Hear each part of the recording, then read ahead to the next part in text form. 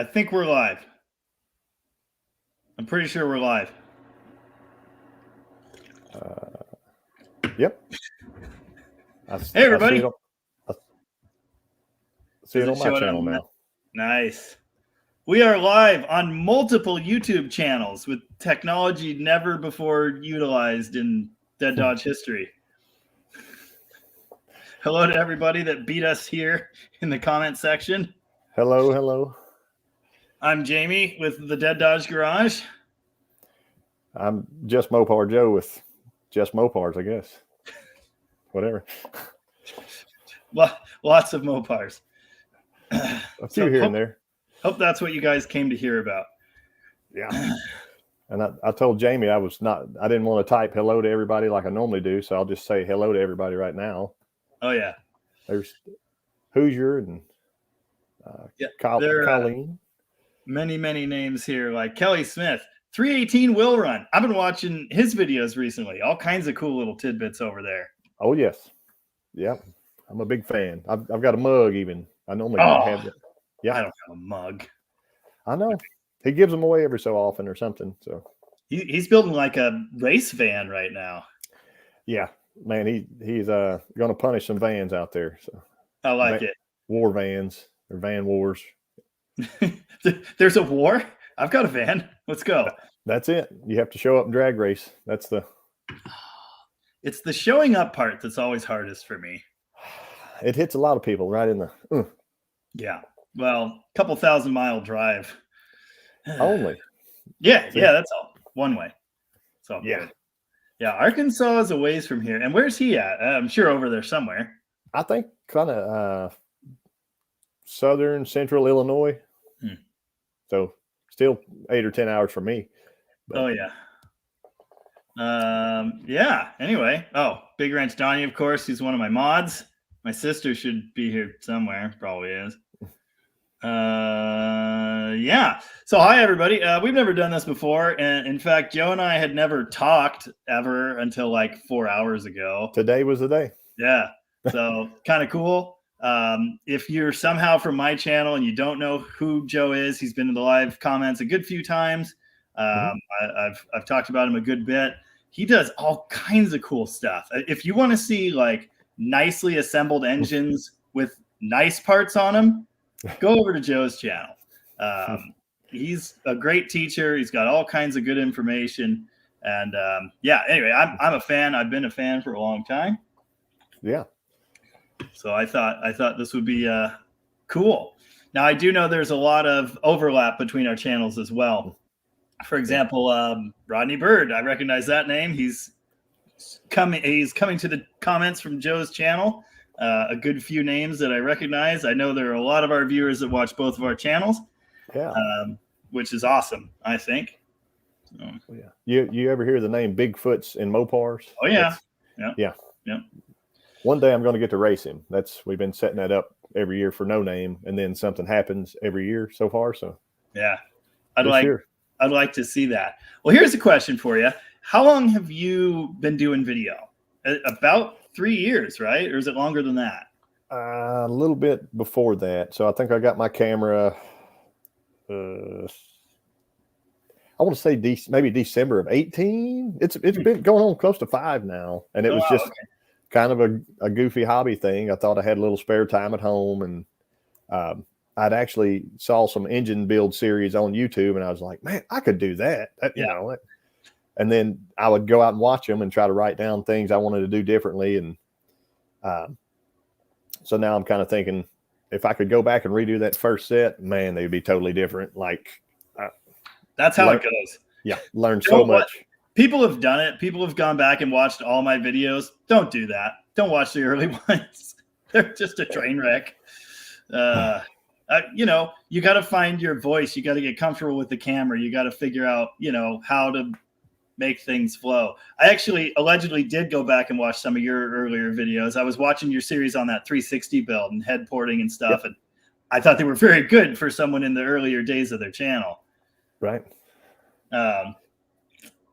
You know, a lot of the group of like Mopar channels grew a lot around the time that No Name was announced. And there are tons and tons of channels that started basically for that reason. And it might surprise you to know I'm one of them. I thought I could do that. I think I could get 500 subs. Same thing. I watch different channels doing it. I know I could do this better. I could do this differently. I could do it in my own way. I think it could be good. My big trick was those electrical guide videos, because it's one of those things that nobody understands. So that's what I did. I started the channel. I hit the 500 subs. Then I looked up what it would cost me to get to Sikeston with one of my cars and realized that was probably not going to happen. Right. It's a haul. Yep. It is. Yeah. There's a lot of comments. They're flying in here. Oh yeah, there are a lot, and we will try to get to them, especially if you have any, Mopar questions, technical questions. We'd love to answer those. But real fast, thanks for joining us. I see 107 viewers on my side, so thank you very much. If you haven't hit like on the stream, you ought to do that. Something tells me we're going to have a good time this evening, and we may well be doing this again in the future. So absolutely. Yeah. Thanks for joining. We are getting a lot of comments in from both channels. So I'll just say right now, there is no way we're going to reach every single one of them like I normally like to do. So I apologize in advance for that. But thanks again for being here with us. Okay. So let me pause you here for just a second, Jamie. Yeah. John Wilburn told me if you see where it says hashtag No Name Nationals as that is actually a fake channel, like a troll channel. Really? So we're not supposed to, it's not going to be productive for the YouTube community. So, I never did that. I've always but that's why I started my channel was with that in mind. Like, I can get 500 subs. I can do it. I've never done that, but good to know. Yep. Yeah. I clicked a button there, so hopefully that worked out. Nice. Oh yeah, we got to go and like each other's streams. That's it. Yeah. Yeah. Nice. Absolutely.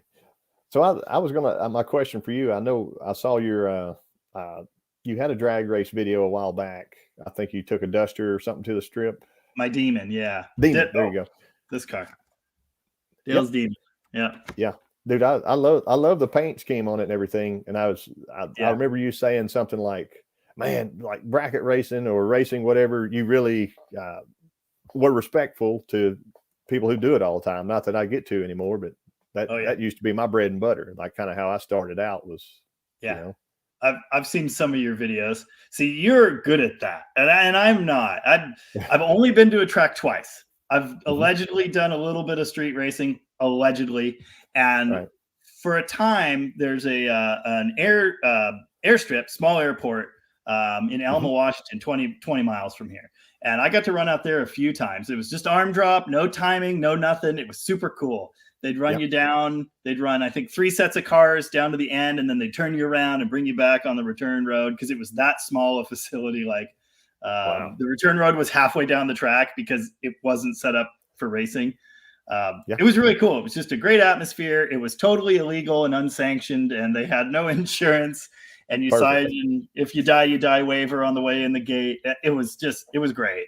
But before I went to Bremerton and made those 2 videos, one in 2022 and one in 2023. Those are the only times I've ever been to a strip. And and it shows in my reaction times, That's, it's still, you made the passes and you got some experience, and you could. Do you think you'll try that again sometime? Oh yeah. Oh, I want to. I'm building a car specifically for drag racing purposes. The Demon, that is an original paint. I'm the second owner. Original 344 speed. Like, it's a very special car, and it deserves better than living its life an 1/8 mile at a time. So, I like racing. It is cool, but it's not going to be a race car. And so I'm building one that's a little more aimed toward that. It should be faster, but also it's just actually dedicated to that purpose. So I will be doing more racing. My problem is where I'm at, the nearest track is 2.5 hours. So you were talking about how it's hard for you to get to the track. Right there with you. I mean, it's tough. But yeah, I'm definitely going to be doing more of it. And for me, I've seen your videos. I know you're good at launching, I kind of get in my own head. I know what I need to do. I know how I'm supposed to count the lights. I know when I'm supposed to go. I know what's supposed to happen. But man, I get staged and then I get in my own head like, okay, what's my leave RPM? What am I doing? I need to do this. I need to do that. And then, oh, the light's going green. Like that's pretty much what's happened to me every time. Like I need to plan a bit better. I need to be ready. You know what I mean? Yeah. That's been my problem. And then traction also a problem. I'll say you've one up to me right now because I've never been down the racetrack without an automatic transmission. So I never attempted that 3-pedal shuffle deal, where you. Yeah. I'm going to be honest, and nothing against you or any other racer. I don't really have any interest in racing with an automatic. It kind of just seems too easy. You know what I mean? And again, no offense, because there are people that do it well and people that don't. But I just like that extra handicap challenge. Like, man, the first time I rolled up to the line to do a burnout, the kid there with the broom was like looking in the car like, he's shifting gears in there. Like he'd never seen it. Mm-hmm. I mean, it's just, it's just something different. And that's how that car was raced to success in the 70s. And so that's just, I just like it. It's what I want to do. So I'll have an automatic someday. I will, but I really enjoy the 3-pedal. Yeah. And we have a local guy at our track. He's got to be 75 now. His name's Bill Smith. He's on, if anybody ever wanted to look him up, but he's got like the shoebox Chevy, and it was the 327 little stroker, whatever, but he always ran a Dana 60 rear with like a 630 something gear, just ridiculous. The widest, biggest slick under it, and an 833 18 spline 4-speed from a Mopar. So and after he takes off, he just rows the gears. He doesn't touch a clutch pedal ever again. Wow. So it's filed synchronizers and everything. Yep. Dog box, or I can't remember what the heck there was a name for the Chrysler setup that was like that. I can't remember what it was, but crash box, whatever you want to call it. Yeah. Mm-hmm. Just bang the gears. Yeah. That's cool. I kind of want to build one of those someday. Yeah. Oh, Rodney Bird is Rodney with intestinal fluke garage since last Monday. Ooh. But better now, finally. That's a quick diet there. Oh yeah. Oh, evening to Stacy Renner. Yes, I shaved and I got my ears raised again. He says slick shift. Slick shift. Thank you. Yes, slick shift was the name I was trying to think of. Yep. I didn't know. I thought he was talking about the problem he's been having since last Monday. Some slick shifts. Nice.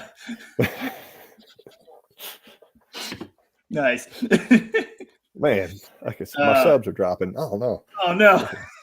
Everyone's leaving. We're down to 40 people. Right. Mostly Mopar, Hoosier Garage, all kinds of names. Thanks for being here, folks. Appreciate that. Yeah. Hello, everybody. If I hadn't said it already.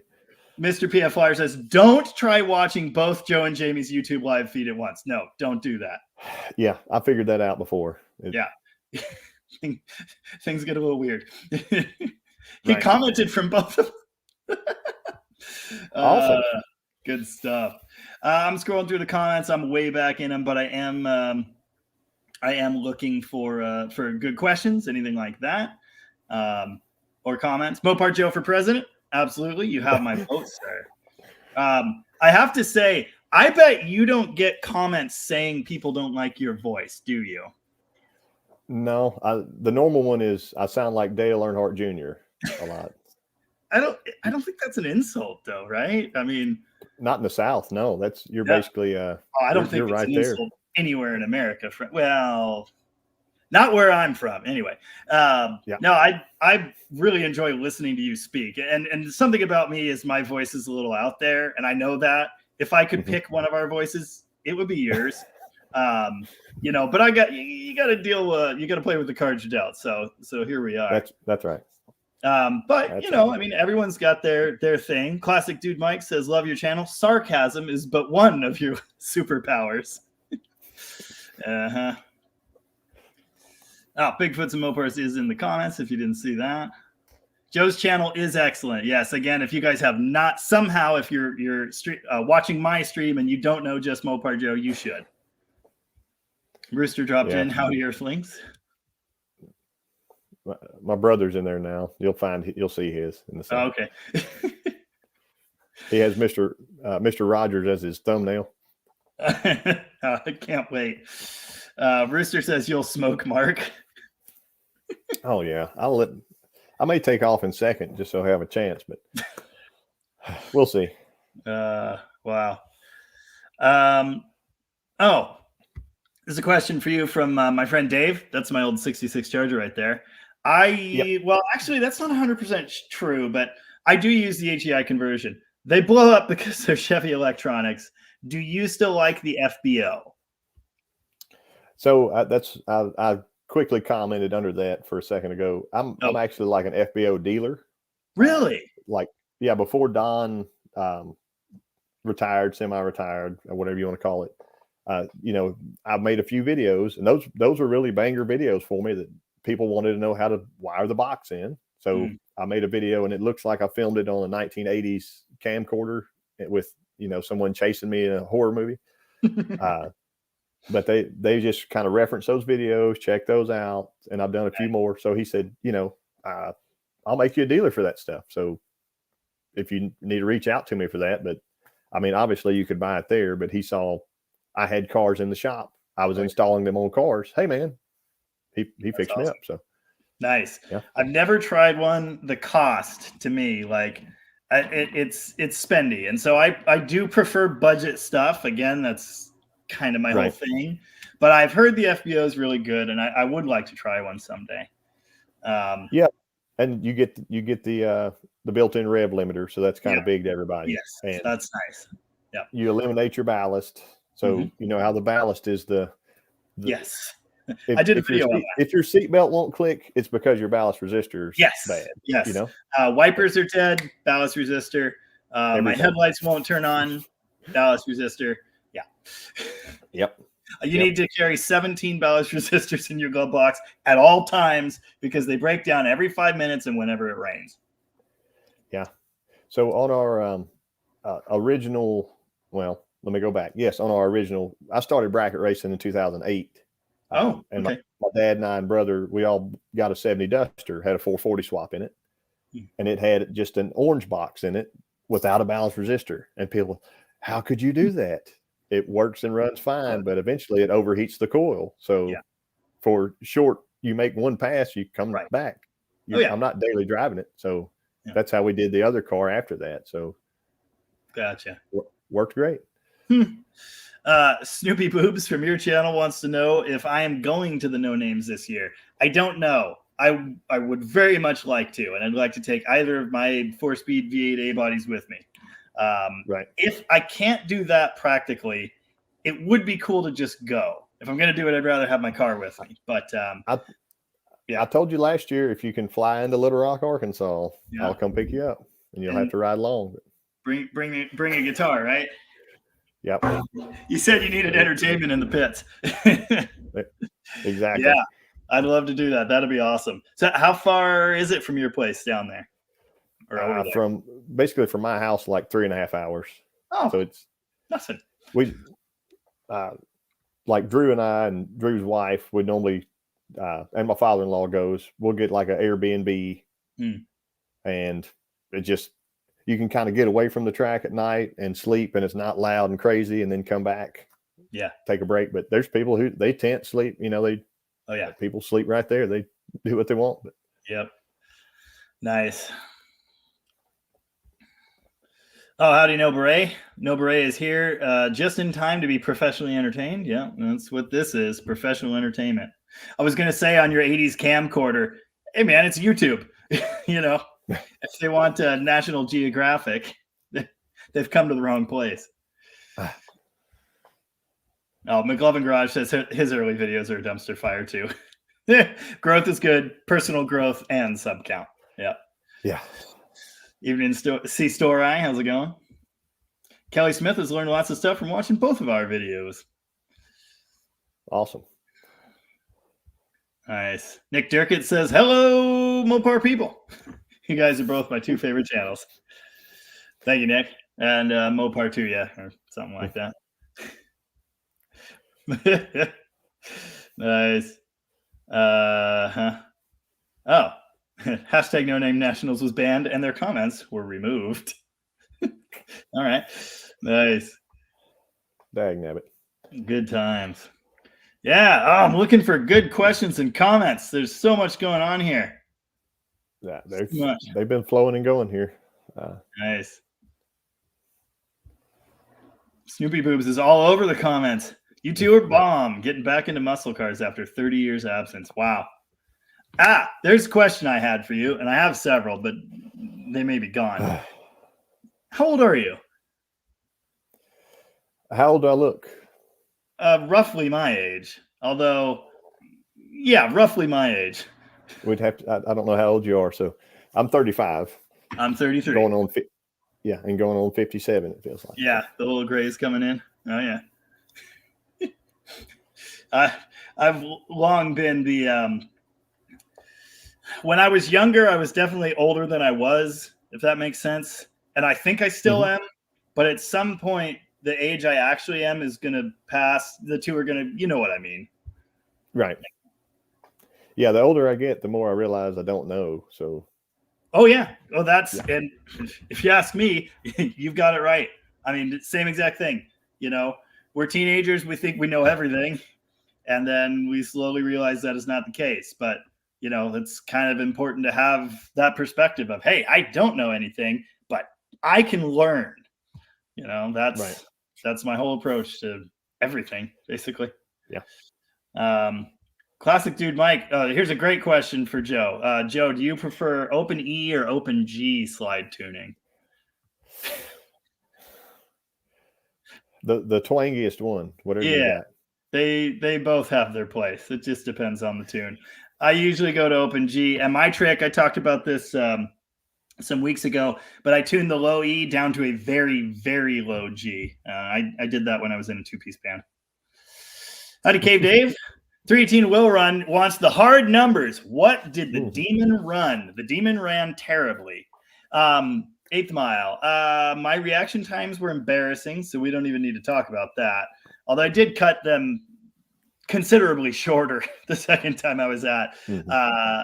There's still a digit in that first decimal point where there shouldn't be. So yeah, that's not good.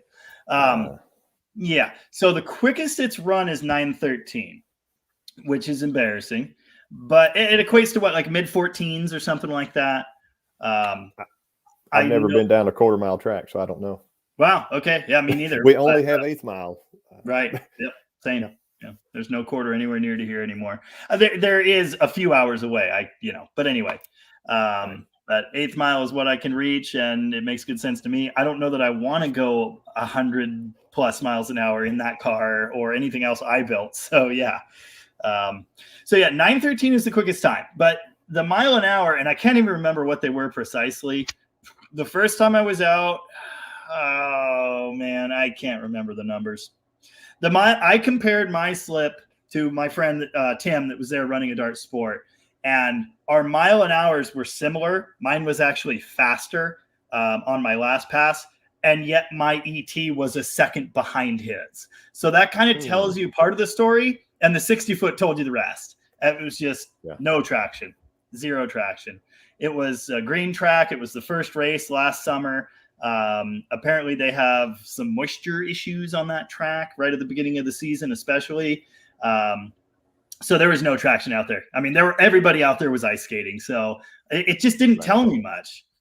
The first time I was out, my 60-foot was better. I didn't have the same traction problem, but the mile an hour was like 7-8 miles slower. So I changed the engine. I put a 360 in it that I built, and I know I'm better on power. Now I'm down on traction. And especially when conditions are not ideal, I just got no useful information at all. So that's the quickest it's gone. But I have a slip from the 70s that says it's good for high 11s. Right. I just saw Blake's comment. Has Joe talked yet? Yes, Blake. He has a little bit. Blake's seen my live streams. I'm new at this, though. Hey, find some comments. They ask you what was the weight of that car at 913? Great question. Was it Don't know. stock interior and all that? Yeah. As a drag racer, I'll say, what gear did it have? 410s. Oh man, okay. Mm-hmm. Yep. 410s, standard 1-to-1, 4-speed. Yeah. It's a good combination. I just need to learn how to use it. It was also hot. Part of it was I had too much air pressure in the tires when I got there. I checked them cold when I left the house. I did not check them hot until I'd already run and blown the tires off. I realized how much they'd grown. I put them back down to somewhere around 15, I think. And then I went out to hit it again. I sat in the staging lanes for an hour, boiled fuel. The car would barely run anymore. It wouldn't idle. I got it to run again. Mm-hmm. I did a burnout. It wouldn't idle. I hit it off the line. It went out maybe quarter, third track and just and that was it. I only got 2 runs. They only had 1 lane open. It was super packed. It was terrible. I don't know what the weight is. Low 3000s. It's pretty much stock. Okay. Yeah. But yeah. Now, have you done anything with the overdrive transmissions Chrysler used? I have not. Yeah, I've got a couple of cores that I got for free cheap, and I need to do something with them. But. Yeah, well, they work pretty well. I've only done 2, and they were both garbage. So if they're fresh and rebuilt, they work well. For your 4-wheel drive Ram Charger is a 518. That's the overdrive automatic. Is it a viable transplant? Kind of, but you need the whole transmission transfer case set up. The transmission's longer. The drive shafts are different. It's not yeah. Would that change your opinion angle any? Like, would you need to give it a little? You may. That's something to think about. I don't know enough. It's not a huge difference. I mean, it's only a few inches, but it may, and especially if this thing's lifted anyway, you need to be looking at that. Usually in the cars, it's not a problem. So someone had mentioned the little blue truck that I restored. Oh yeah. I built some shackles for it, and they were as long as you could put shackles on a truck. Okay. And the homemade deal, and it lowered the truck down. It looked nice. You had 295 50s on it and all that. The truck had a weird vibration at like 35 or 40 miles per hour, and it would shift to third, and it 318 2 barrel, and it's just barely pulling along, chugging along, and it had a vibration. And we were thinking, man, it's got to be this. It had a lockup converter. So my transmission guy said it's probably that lockup in the converter is locking and unlocking, so unplug that, see if it didn't change anything. So I talked to the guy, I said, let me pull it. We can get you a new converter, fairly inexpensive.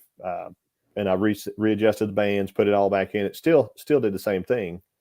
And it ended up being the newer owner who bought it took it and said that it needed just like a pinion shim. Yeah. Just 1 or 2 degrees, and it never did it again. Yeah. The way those are set up, that extended shackle goes up, right? And then pulls the axle this way, or pulls the spring that way to drop it. Pretty sure that's how it basically, I think it's just pulls the bed away from it. If that's right. Yep. And it kind of does this. And so that'll nose down the pinion basically. Yeah. But I was thinking, if it was anything with traction, you would want a little bit of downward angle. So when you're on it would flex. But daily street driver, no power. Yeah. Yeah. Not what you want. Mm-hmm. John Wilburn's absolutely right. And that was long before my drag racing story. Nice. 318 Will Run says 3 on the Tree is the most exciting car to race. Do you have much 3 on the Tree experience? Only, I think we had a 66. I bought a 66 Valiant for a guy, slant 6, and that was my first 3 on the Tree. Nice. And man, most of the time you could just skip second gear, because I guess the way it's geared or whatever, but it pulled all right. I've never tried to race one. That seems crazy. Don't. Especially the A-bodies. What happens is, it's exciting, all right. What happens is you go to quick shift from first, you have to go up, back, up, right? Mhm. And very frequently the linkage ends up bound up. You're stuck in first gear and you have to get out, shut the car off, and fix it. It's terrible. Yeah, learned that. It was Wow. fun though. It was very Yeah. fun. There's some good questions coming in now. They may be further down in the chat some, but Oh yeah, I'm not caught up. If you see any good ones, feel free to call them out.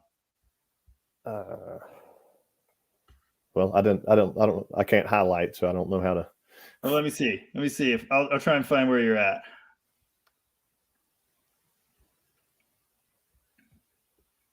Oh, I got one. Have you ever seen those weights on the backside of 70s automatics? Mm-hmm. Yeah. Do they really work to dampen vibrations? I don't know. I would have to set a camera up, a high-speed camera, and drive that sucker and see it. But then again, I'm a big proponent of if the car's running and driving fine. If I have to put U-joints in it, I'd like getting the balanced drive shaft. Like, and my drive shaft shop will do it. They'll do U-joints and rebalance for super cheap, like basically cheaper than I can get down in the floor and do it or whatever. And then I don't have to get down on the floor and do it. So I'll take the 30 minutes to drop it off. Yes. Yeah, I don't think those are necessary at all. 710 cap. I think if all else is good joints, good shaft, pinion angles right, decent tires, you're not going to have a vibration. I don't think they're necessary. Thank you, Mark. He said I should read audiobooks as a side hustle. I totally agree. Hit the like, fools. Nice.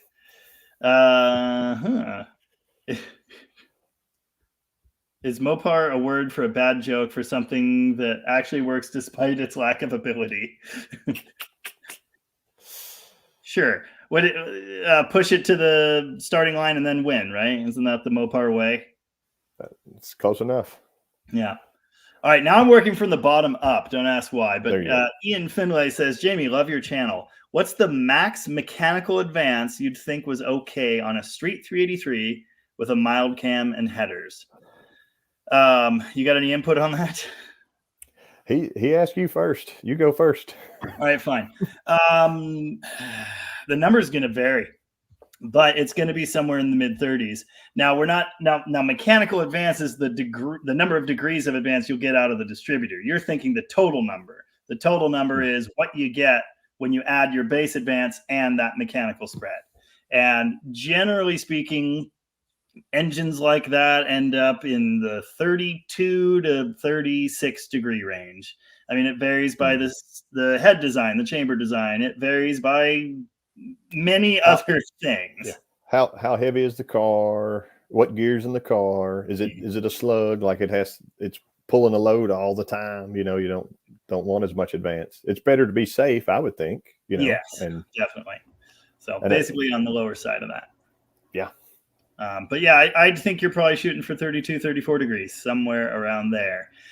If you've got a mild cam, and this is something I talk about a lot, you probably want to recurve your distributor or get a distributor that can easily be adjusted so you can get a little bit more base advance without getting too much total. And I've got at least one video all about that, and I've talked about it in a lot of others. Yeah, I'm there. Have you heard of Tall John's Fun Shop? No. He's got a distributor machine, and he has several outings of doing stuff with specific Mopar distributor stuff. So nice. I call him John's, a lot. You say? Tall John's Fun Shop. Nice. Cool. I'll have to check that out. Yeah. I want a distributor machine so bad. It sounds like something fun to play with, Oh yeah. Yeah. But he loves the FBO plates. We've talked about that before, being able to limit that. Yes. Advance. Have you ever done rotor phase testing?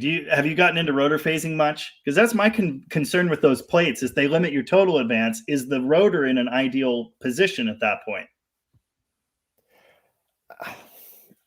Not super. I typically set mine after I put my initial, or kind of like the Tony way of going 12 before then I just set my rotor where I want it to be, Gotcha. lock it down, and most of the time it starts. So Nice. Why is it so hard for you guys to keep a performance car cool? I'm not fast as some, but I can idle all day at 175. If you're referring to my tale of boiling fuel in the staging lanes, the car wasn't overheating at all. The cooling system was perfectly fine, but the fuel was boiling because I idled the car for way too long, and it heat soaked the carburetor and the fuel pump, and bad stuff happened. The engine itself is perfectly cool. In fact, that thing tends to run a lot cooler than I'd like it to. It's usually around 170. It's about as high as it gets. Aluminum radiator, factory clutch fan. And yeah, 175, 180, I guess, but cooler than a lot of things that I have. Yeah. You do hear people in hotter climates complaining about cooling systems. That is not a problem I've ever had.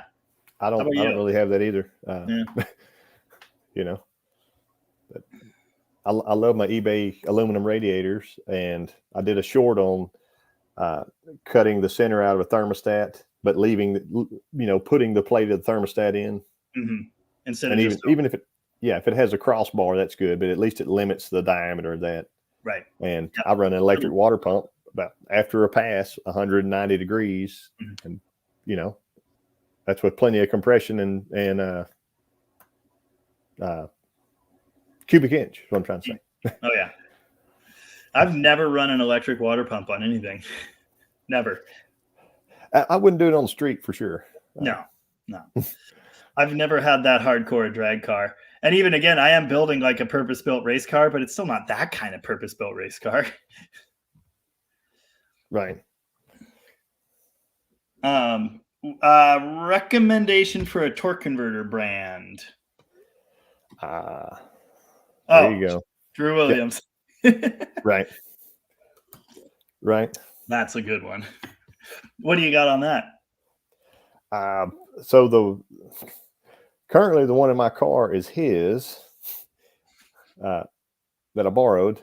But it's a PTC. The other one from my car was a PTC that I had Mike Iben rebuild at Top Line Converters in Pennsylvania. So I got him all my data that I was getting every week from, say I made 300 passes last year or whatever. I would send him the data and say, man, if I launched at this RPM, it would flash to here. If I did this to this. So he can just write it down in notes. He knows all the clearances he put into the converter. So he's kind of building a spreadsheet of how he could build someone else's similar deal. But Nice. yeah, somebody said, yep, Jay Long, he knows PTC, Kenny Ford. He's one of the Mopar men out there. Nice. I just saw something else. Where'd it go? No, I'm lost. I don't know if you know the answer to this, but I kind of do. Either you guys know why they didn't use a true hemispherical chamber in the new Hemi? Weight savings and less drag from a huge dome. No. Quench areas. The new Hemi is not a full Hemi. It's partially closed. It has quench areas on both sides. So they kind of sort of get the advantage of a quench motor, a closed chamber. But they keep that great cross-flow Hemi design. So that, as I understand the quench areas, that's why. Do you have any experience with the Pentastar V6, the 3.6? You ever drive any of those? I had a buddy in high school that couldn't kill one with a 12 gauge. But a lot of the, like our small town cops around here had Chargers that had them, and they would. V6s, really? Yeah. Yeah. That was the low level cop car you could buy. Well, when you were in high school, it wouldn't have been the 3.6 yet. It would have been the older ones, and they were reliable. Right. The 3.6 is 2011. I think the 3.6 came out. That's the quad cam VVT super crazy high tech one. Yeah. Okay. So the question was to me, and would the V6 be a better deal than that modern Hemi? Yeah. They make 300 horsepower. They still aren't necessarily the most reliable things in the world, but way better mileage, 300 horsepower, burnouts and fun, silent, economical. I've never seen one with the manual. I've seen them in Jeeps, but I've never seen one in a Challenger. But I actually really like those engines, despite their problems. I'd rather have one than a Hemi. Have you done any third gen Hemi stuff at all? Yeah, I built one to put in my 70 Challenger. That's what's in it right now. Oh, cool. But I'm unswapping it. I did even a video on that the other. Yeah, nice. Like, I missed that. I had it and I'm past it, so it needs to be someone else's engine. Gotcha. Yeah, I don't know if you saw. I did build one 392, just stock 392 with Holley Terminator X in a 71 Challenger with a T56. I mean, right out of the box, it makes 500 plus horsepower. It was great. It was ridiculous power, super sensitive electric throttle. Not my thing. Not my thing. Yeah. Fun, but not my thing. He decided to take it to the dyno and exploded the 8 3/4 axle. So now he's building a Dana 60. Wow. Yeah. But I get comments all the time of people complaining about, modernizing that car. And I get it. It wouldn't have been my choice. Right. I was kind of caught up in the fad of like, everybody's doing it and it makes this power and it has these heads and it costs a lot of money to do the swap.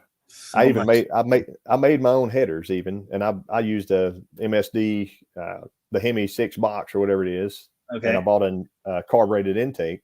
Yeah. And then I had an EFI kit somebody gave me. So I put it all together. Wow. Cool. Very interesting. Mostly Mopar says, one of you need to make an in-depth 318 poly video or build series. Have you done any poly stuff? I pulled a poly out of a 65 Coronet and put a 360 LA in. Oh yeah, so you solved the problem. And then I sold the poly to Tall John. So boom, nice. Done. I love the poly engine. I think they're really neat. I have a poly project in the works, but it's just a stock. I'm putting it back together for the truck that it's actually still in. I'm in framing it basically. Yeah, someday I want to do a performance poly. They're so neat. Someone asked, and dang, I missed where it was. They asked what the lightest A body is. The early A bodies are very light. The trade-off is they're very cramped. There's not much room for anything. Tire, engine, nothing. What was the feather duster? Wasn't that aluminum something or? Yeah, aluminum. I'm trying to remember everything. Yeah. So those are 70, is it 74, 5, 6, or maybe it's 75 and 6. They had the aluminum overdrive 4-speed. They had aluminum inner hood structure, aluminum something else. I don't think it's aluminum fenders, but they had aluminum body parts. I even thought maybe an intake or something. Yeah, I think they did have that too. Yeah, yeah. Slant 6. I'm pretty sure you're right on that. Eventually, all of those Slant 6 manifolds were aluminum. I've seen a lot of them. But yeah, that is a pretty light car, yes, but it's also not a car you'd buy to go fast with, which I think is kind of the question. Okay. I've been surprised by how light A bodies are. I once scaled a 70 Dart with the front bumper and valence missing, but otherwise all complete, and it only weighed like 2,850 or 2,900 pounds. Okay. Slant 6 car, Right. Okay, so like. Right now, my car, I don't know what it weighs now. When it had the 408 stroker in it with iron heads, 727, Dana 60, 68 Barracuda, wow, fiberglass hood, trunk, and bumpers, it was 2945. Wow. And that's all glass and a cage, a full cage. And it's back halved, so that's probably more iron added to it. So somewhere around 3,000.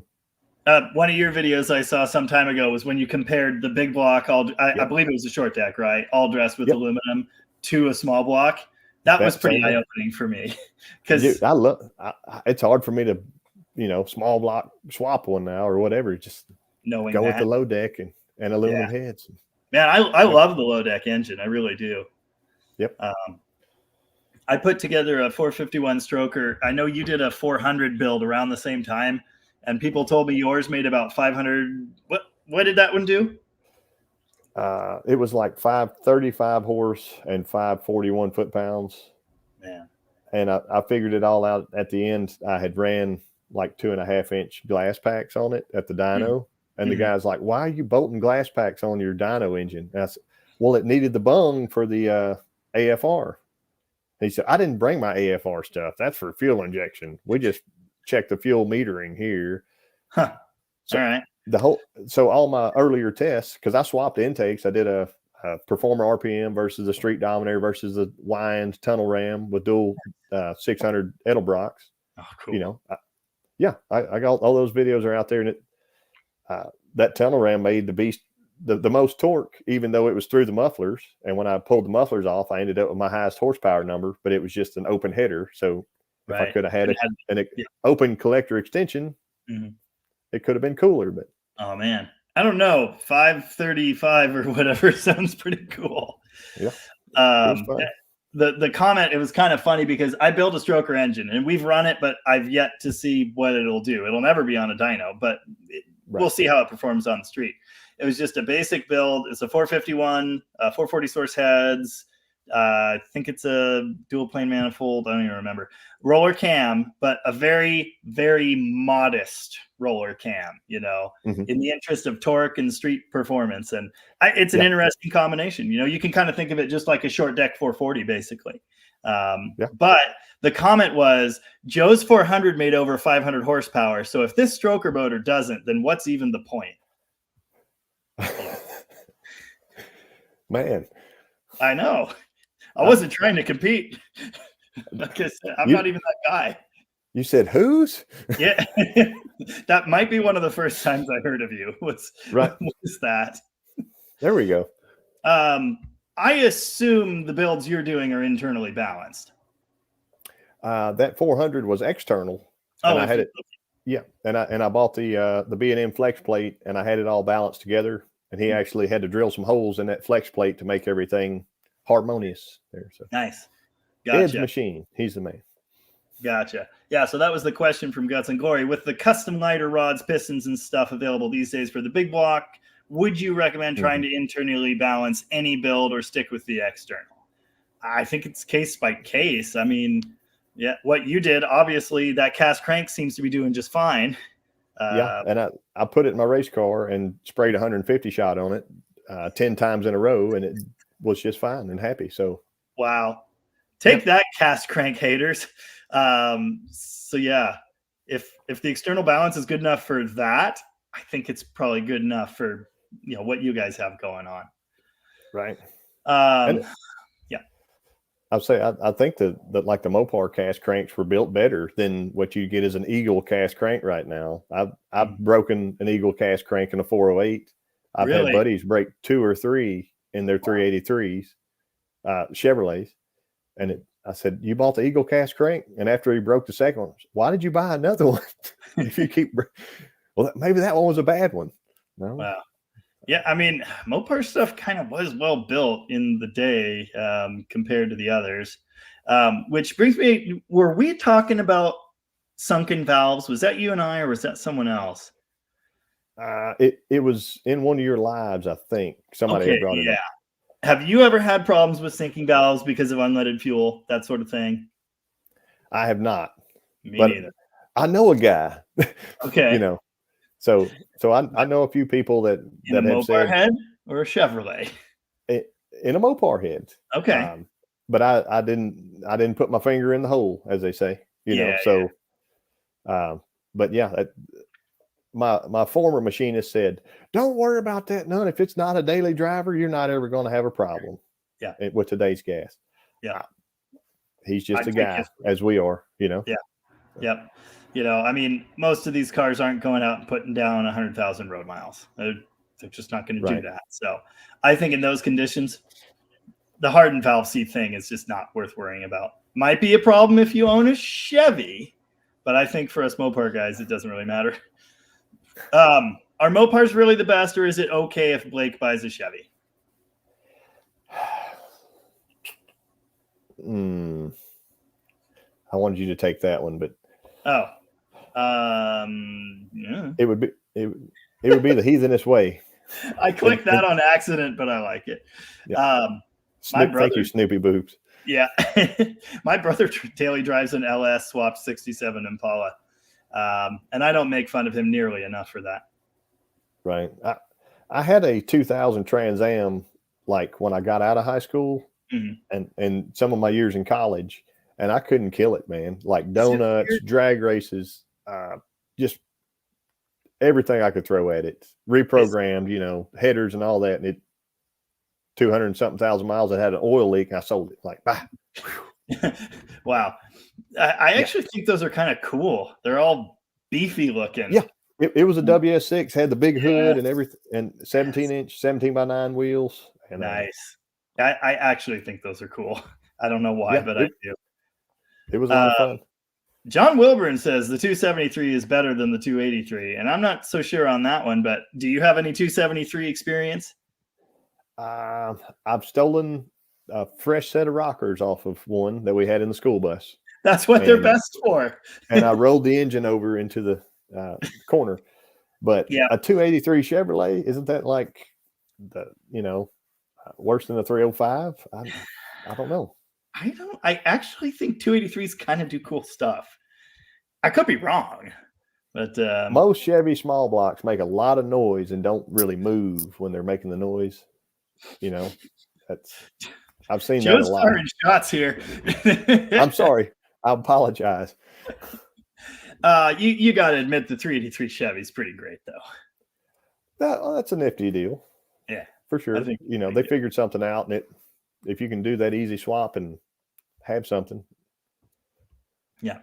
Your brother's absolutely right. One of them insulating plates under the carb definitely helps for the fuel boil. I was not running one. I have slight hood clearance concerns. My big, tall, stupid Mopar Performance air cleaner would be in my original paint hood if I put much spacer under there. So I got to figure that out. But yeah, carb spacer, good move for sure. The T. Cole King had a question, said, why does your car boil if your car runs at 170 degrees? I was going to say, if you had an electric fuel pump with a return line, that's what I was never just would have boiled. Thinking. Yep. And you probably had just the old mechanical pump pumping, chugging along. Come on, baby. Yep. I know what that's like. Yep. And it's living right next to a hot exhaust manifold. It's attached to a hot, a hot engine block. The fuel is sitting at idle. The pump is sitting there pumping and pumping away. You're not running the engine. You're not moving much fuel through. The temperature rises and rises and rises. And I actually have the exhaust crossover in that intake blocked too. Didn't help. I made my run, and then I got back in the lanes thinking I'll go again. Hopefully it was not a big deal. I popped the hood. There was no fuel in the back bowl. So that was interesting. Yeah. You could see vapor. Yeah. It was probably your ballast resistor's fault. So. Yeah, no, you're right. You're exactly right. And how many extra ballast resistors should I keep in my glove box? I think we covered that, Mike. The correct answer is 17. 17. Yeah, I thought boiling fuel at not a super hot engine temperature was also funny, but it happened. So there you go. Admittedly, the engine may have been hotter than that normal temperature. That's usually what that thing's sitting at. It doesn't get hot, but it was 90 degrees that day, and I was sitting around a bunch of other hot cars, idling for way too long. I made some mistakes. If I had just pushed the car through the lanes, never would have happened. Never would have happened. So, yeah.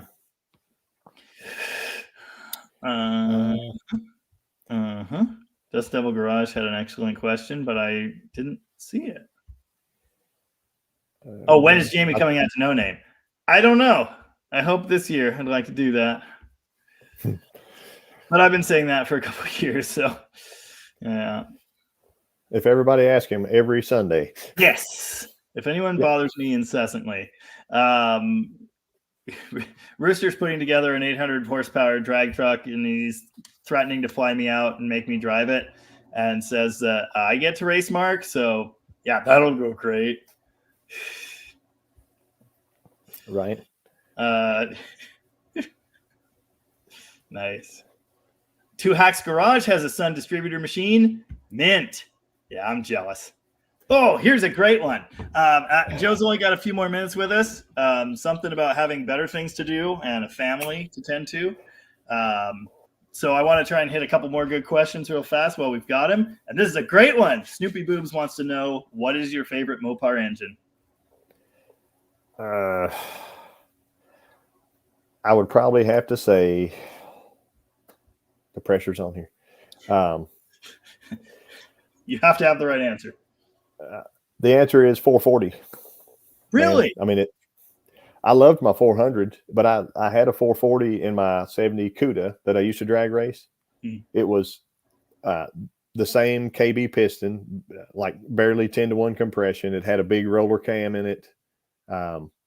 We switched to a Power Glide later, but the car ran high sixes, 670s in the 8th mile with 452 heads on it that were just ported, by some good old boy. This was not precision porting. This was, what is that?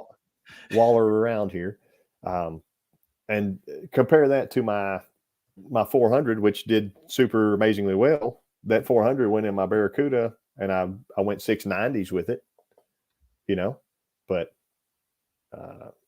that stroke, that's what Jay Long says. He says stroker 440s. Yeah. I would say stroker 400 is better than stroker 440, but just because that smaller package, man, you can fit that low deck and an A body so nice. It just you might, in some cases, you might be able to reach the spark plugs if you're lucky. Maybe. I'm going to drill a hole that big for my number 6 on that passenger side. Someone made a comment about Plan Z earlier. You know what Plan Z was? That super lightweight dart Uncle Tony did. Yeah. 180 no horsepower. inner fenders. So right. I did my own version of the Plan Z, and I cut out the inner fenders. Oh, it's so nice. Yeah. You get rid of that, and you can actually work on them. That's how my dad's 72 Swinger was, with the 440 in it and 727. It wasn't flexing and doing weird stuff, Yeah. Nice. But that's he had fender well headers. So. Oh yeah. My Barracuda has fender well headers because it's an early A, and there is no. Well, TTI has them, but they're like a multi-tube slide. Terrible. It's terrible. Anyway, It's got fender wells. It's the only way to go. You got any more questions or comments you want to hit? You didn't tell your favorite Mopar engine? Well, I was gonna. It's a tie for me. Now, here's the thing. You got to understand, I mostly live in factory or slightly spicy factory world. And 440 is a great answer, but it's not where I would have gone. Where I would have gone it's a tie, 340 or 383. I love the low deck. Like you were just saying, the 400, same thing. But 400's got more bore, which is great. But the 383 was like, 440 RTs are great. Hemis are great. But the 383 4-barrel Magnum engine was there. It was making Roadrunners legendary. It was, they made zillions and zillions of them. I love them. I've had a bunch of low deck engines. I really like them. I've got a 440 in our wagon. It's great too, but I just like the 383. And again, that compact package, exactly that. It's just easier to live with. The 440 is so big and stupid. But yeah, there's potential there. There's no question of that. But the 340, and again, factory land, the 340 was just something special. There's nothing quite like it. I've only had one 340, and I had a 73 Challenger. It was black vinyl top, black paint, black interior, had the black rally stripes. Really nice car. And it was a slapstick car. And someone had, I think, put a Performer intake on it and a little comp cam. It had a nice sound to it. It was a dog, man. Like we couldn't tune it to move with the stuff that was in it. By 73, the party was over. The compression was lower. The head was worse. The valves were smaller. The good manifolds were gone. It just wasn't the same anymore by 73. 71 is kind of the last good one. But I'll be honest. I think it's an amazing engine in factory trim, and it beats all the others in my mind, with the 383 kind of being right there. But I put that warmed over 360 in my Demon. I took out an aluminum headed cammed 340.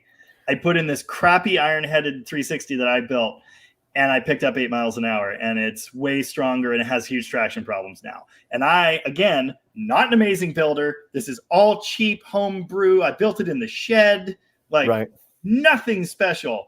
and it's that much better than that 340. So I don't know. Make of that what you will, I guess. I think Right. if we're talking factory for factory, I'm taking the 340 car every time. But yeah, those later ones, not the same thing. Right. So would you take the 340, the 71 340 over a 360 Magnum with a 4-barrel intake? The Magnum engine's really, really good, but I do prefer the LA, I think. I'd still take the 340, but it would be a tough call because that Magnum with that head, there's a lot of potential there. Right. Coming up here, I'm putting together a 273. Hopefully it will do what I think it will.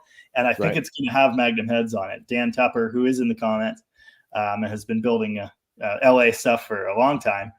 He's prepping some heads to do this with. And I'm looking forward to it. Man, I feel bad we haven't gotten to these comments because we're rambling on. But yeah, that was predictable. I've got to go soon. Yep. You know. Well, you got to check out whenever. Man, it's been cool talking to you. An hour's not enough. I know. I'm sorry. Like I said, it's all good. If we could do Saturdays at 6 p.m. I'm Central. flexible. This is my normal time. I do this every week, but right. And I did one Friday Night Live, and there were tons of people in that. I mean, I'm sure a lot of people here would be happy to tune in on Saturday. So yeah, we could definitely set something up like that. You say the word, and I'll be around. Saturdays were no good for a long time because I was playing shows, but I'm not doing that anymore. So okay, I'm available. Okay, well, I'll get my guitar out next time. But all right, yeah, sounds good. I can't play it, but I can hold it and do this off camera, and people think that I'm. That's half the battle. Mm-hmm. Someone commented. I reused your graphic that you made for this. Yeah. Did you see the comment where someone said they thought you were holding a flute? Yeah, it's. I'm holding my guitar and Joe's holding the flute. A camshaft. It was a camshaft. But someone said I thought he was holding the flute. It's good stuff. Okay, well, let me say goodnight again, and I better click the button, man. Thank you for having. Thanks for having me on, or however that. Whatever, I think technically you also have me on right now. Okay. But yeah, to everybody on Joe's channel, thanks for hopping in. And again, I'm sure we'll be doing this more in the future. I'm going to sit here and continue to answer questions and stuff. So feel free to hang out if you want. Otherwise, thanks for being here. And I'll catch you later, Joe. Thanks, everybody. Thanks, Jamie. See y'all. Yeah, that's right. I'm still here. Big thanks to Mopar Joe for doing this. We've been talking about it for some time. I really like that guy. I wasn't kidding. I'd rather have his voice than mine, but it is what it is. Yeah. The high performance, high compression 273 definitely gets an honorable mention as far as favorite engines go. That's a great one. Yes, heat from the intake. I saw some jokes about LSs. Oh, someone said the modern Hemi is just like a budget bin LS engine, and that is remarkably accurate. It's got a Hemi chamber, kind of, but even like the head bolt arrangement is the same as an LS. Yeah, somebody was copying someone else's work there.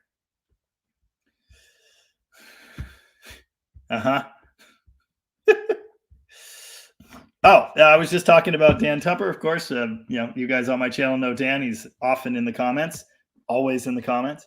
And look at using Magnum heads on a 273. We are doing that. Nice. Fox Can Fix It dropped in 10 minutes ago. Welcome. Push the car. Yeah. Push the car to the starting line. Yeah, I'd love to go to No Name Nationals. I just should probably dedicate myself right now to doing that. Really want to. Moparnot62 said 8 years, same ballast resistor on my 87 Ram Charger. Same 4-pin box too. Nice. Yeah, they don't fail as often as people say. And the older ignition boxes are pretty good too. The ones you can buy now, not so much. Mike Brunella's favorite engine is the 400 by far. I think there is a lot to be said for the 400. There's no question of that. Big bore, the smaller package. I like it. You know, I like a short stroke engine. I think it's cool. I prefer the short stroke small blocks to the 360, although, as I was just saying, 360s do pretty impressive stuff too. But yeah, the 400's cool. The one that runs. Yep. Functional Histories dropped in about 10 minutes ago. I can't look at my phone because my daughter stole it. Anyway, welcome. Mopar Nut says the 400 is also better. I was surprised. I'm not saying Joe's wrong, but interesting choice to go 440. Obviously, 440s are legendary. You know, everybody in the comments on the 69 Charger video, I kind of asked, hey, what would you do with this thing? And the overwhelming majority said 440. But a good few said 383 because it's bulletproof. I don't know if it's bulletproof, but it's pretty tough. Tico King, I saw this question earlier. Why do newer cars with more compression take 52 degrees and 45 at full throttle, and your performance cars can't take much more timing past 36? Great question. Tuning, magic, computer science stuff. Yes, I've looked at. I don't even think a follower of my channel. I spent 7 years as an actual mechanic, and I have spent a lot of time looking in live data at, timing that the computer is throwing out. And I'm always surprised by how much it is. Very precise and careful tuning. The thing is, under certain conditions, any of these engines can take tons more advance. And that's kind of what the vacuum advance is for, because that extra advance gets you better economy cruising down the highway. But under full throttle, under heavy load, super high cylinder pressure, it can't take all that. The beauty of the computer is it can change the amount of timing advance instantly, and it can change what it does based on conditions. So yeah, it might idle at 40 degrees, 45 degrees. At part throttle or cruising down the highway, you might see that 50 degrees. Under max throttle, max load calculation, you're not going to get all that. So it's a big difference. That is one of the big advantages of computer-controlled timing. There absolutely are some. But yeah, in our world,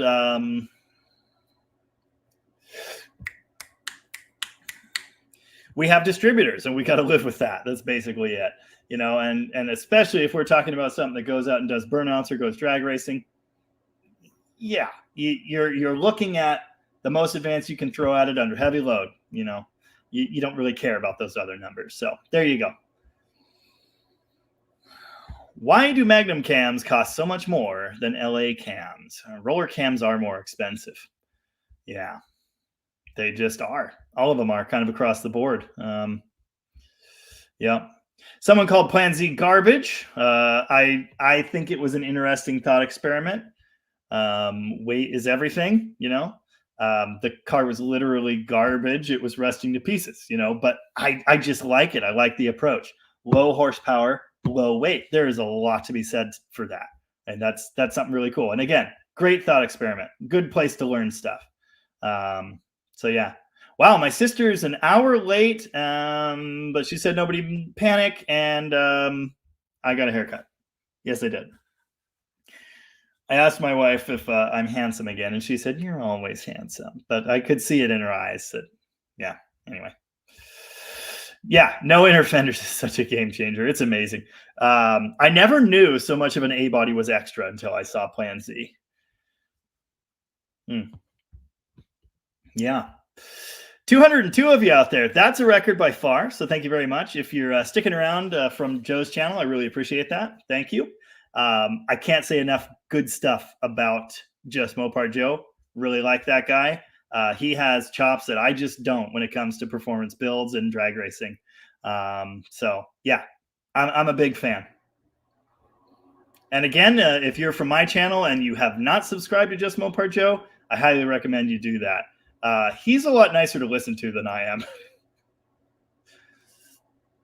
Yes, we did have a distributor machine at Rocket, but it made horrible noises when we turned it on. None of the electronics worked, and Tom sold it. Yeah, Tom, you can make fun of me tonight, and I probably won't see it. Seeing that we're around 200 viewers, I do strongly suspect that Tony has hopped off. So if you're coming over from Tony's, welcome very That's not. Thank you very much and welcome. God damn. And if Tony's out there listening, my guest had to check out early this evening, so feel free to hop on. Oh, special announcement. I'm going to have Tom on next Saturday. He probably won't stick around for the whole night either because he usually doesn't. But yeah, Rocket Tom with Rocket Restorations will be here next Saturday, and we'll talk about auction cars and I don't know, Fords or something. And not this coming Wednesday, but the Wednesday after that, Kiwi from Kiwi's Chihuahuas and Coal Miners. I don't know. Kiwi's Customs and Classics, I think. Kiwi that always does the tech lives with Uncle Tony is going on Kiwi's Big Adventure.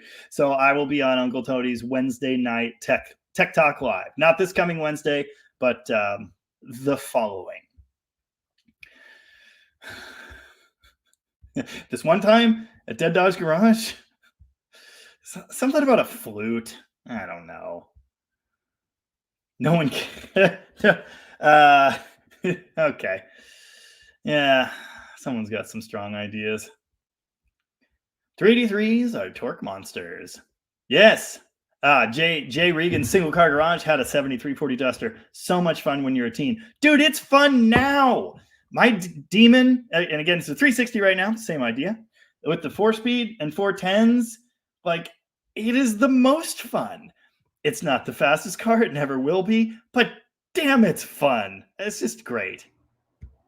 Glenn Uromi said, yeah, 70 Challenger TA with 346 pack could run with almost any big block. I'm pretty sure you're right. The Hemi was something special, but yeah.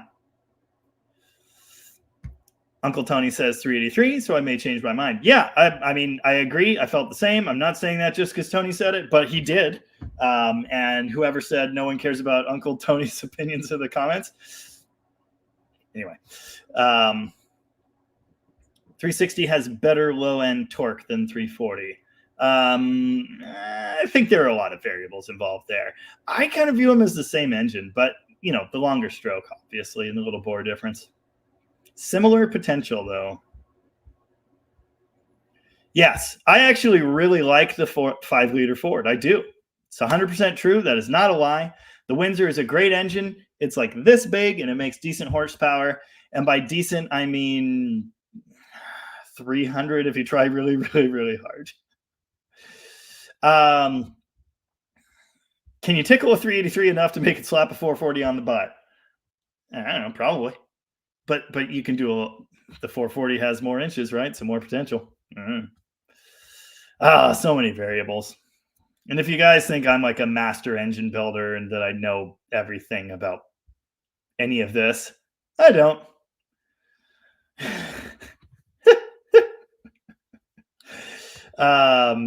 Yeah, good times. Kiwi's Big Adventure. Hey, Zero, how's it going? Tony's chat went off the rails. I am shocked. I am beside myself with surprise. I'm not saying that. Joe's a great guy with even greater hair. Yeah. And the voice that could soothe anyone needing soothed. Anyway. Yeah. Isn't there a dial that can adjust timing from in the cabin? I do believe that kind of crazy science stuff existed at some point in history. I've never gotten to play with such a thing. Oh yeah, the UTG family is here. I did change my name back from Uncle Ted. Oh yeah, yeah. Nice. Yeah, that's exactly it. That's exactly it. And again, like whatever you guys want to say about Plan Z, it's a great experiment. It's just that's it. Low weight, low horsepower. What can we do? I like that. It's a cool build. That's hot rodding. It's cool. Yeah. Anyway, exactly. That's why there's a reason why classic Minis, Lotus 7s, and such were killer road course cars with under 100 horsepower. They weighed nothing. Yep. I had No Clue Garage and the many other people that dropped in very recently. Yeah, very, very similar concept to the Vet car. No, I do not own Plan Z. I wish I did. What I was saying when I was talking to Joe, I don't think I ever finished this. I was basically building a Plan Z tribute. It was a similar idea. So I watched a few too many Plan Z videos, and I got it in my head that I should do the same thing. And I wanted to build a drag racer. I had a 73 Swinger that was a total piece of garbage, and I had a cool engine. The other idea for the Swinger, and this is funny because allegedly Uncle Tony's building a car to do this right now. The idea for that Swinger was we can drop an engine in, we can test it, we can see what it does, we can do our cam break-ins. This would be like a moving break-in stand, you know? So that was the idea. Make it as easy as possible to get the engine in and out. I did a lot to that end. I set up all the accessories so they could just be popped off this way. The wiring was super simple, obviously, and no inner fenders. No inner fenders was key. So yeah, it was very similar to Plan Z. I never got to weigh it. It had a 360 with aluminum heads. It made decent horsepower. That engine actually came out of the garbage can CUDA, funny enough. The very first time I went to test it on the street, this car had disc brakes, which was cool. I stood on the brakes. It had a 29-inch slick on it, which on the street should not have traction, really. I tried to do a burnout, and it just dragged the front end of the car like half a block. That was cool. That was cool. Now, this is another issue. Basically, you need to go a third back at full throttle to not get detonation. That's what computer does. Yeah, a third. And I don't know for sure about those numbers, but essentially, yeah. But the computer is so smart. It's looking at so many factors all at one time. Temperature, obviously engine RPM, throttle position, how far open the throttle is, map sensor. It uses the Magnum, which is what I have the most affinity for. The Magnum is checking your vacuum at all times, and it uses that to get a load calculation. So it uses that load calculation, not even necessarily just the amount the throttle is open, but it has a load calculation, and it uses that to make timing decisions. Those Magnums do not have knock sensors. Now, a lot of engines do, and yes, the knock sensors are there, but they're not really there as a tuning mechanism. It's more of it's like a fail-safe. Like if there's too much advance and they get into spark knock, pre-detonation, that will back the timing off. The Magnum doesn't have that. I don't know why. It just doesn't.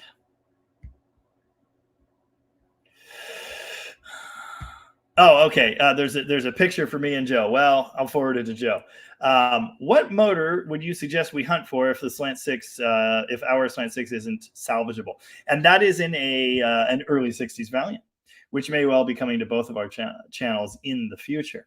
Another 225 Slant 6. Nothing else is going to fit in there easily.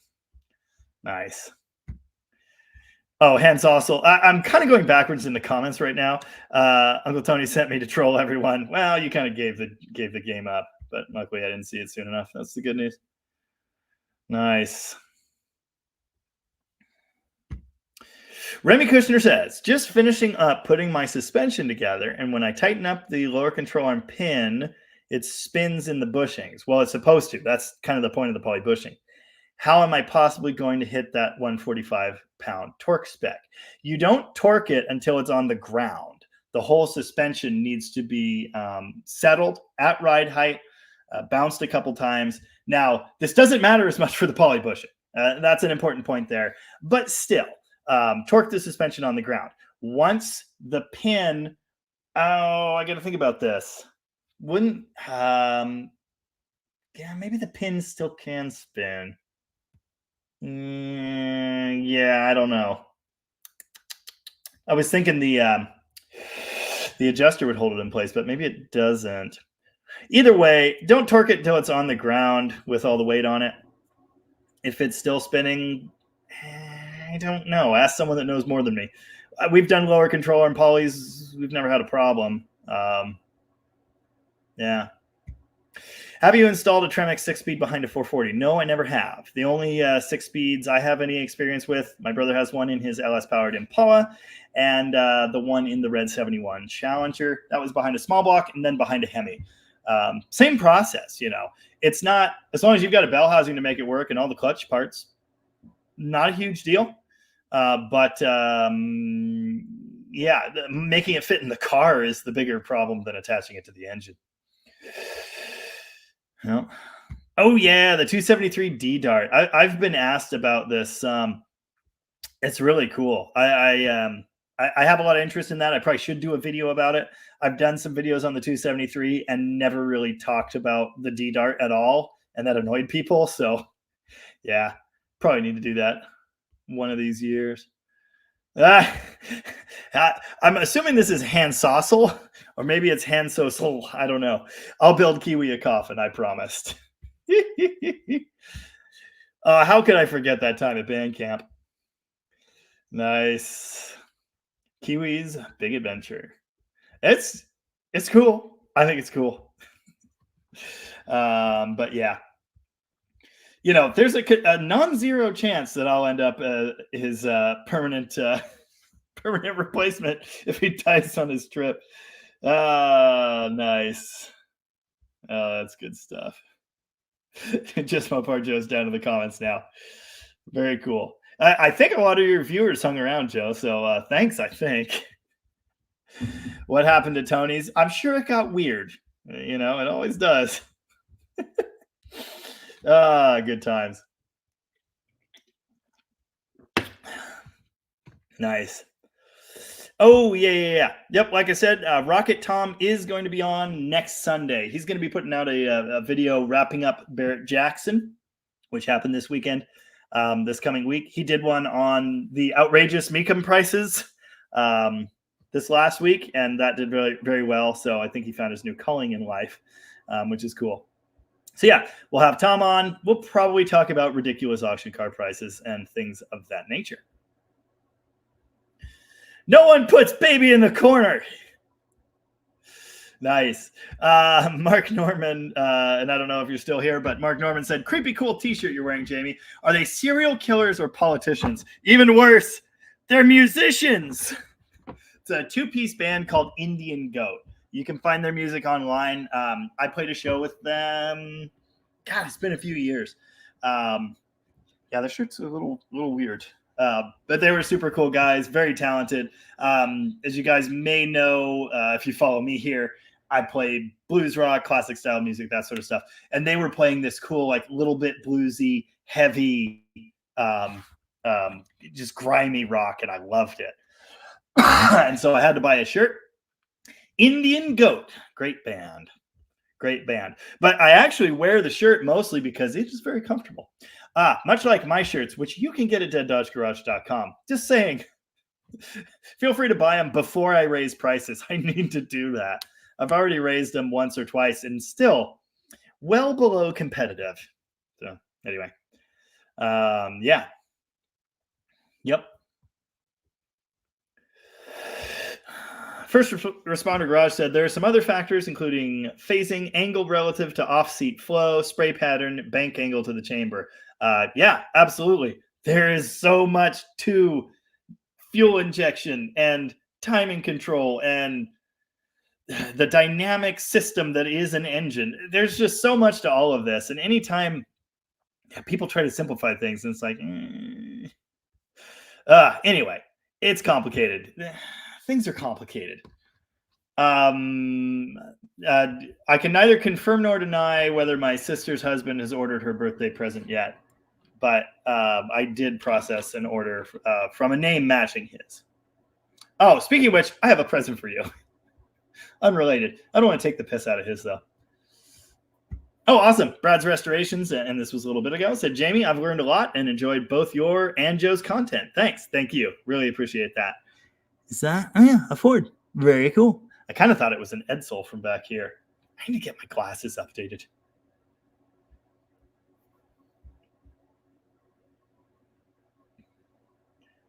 Nice.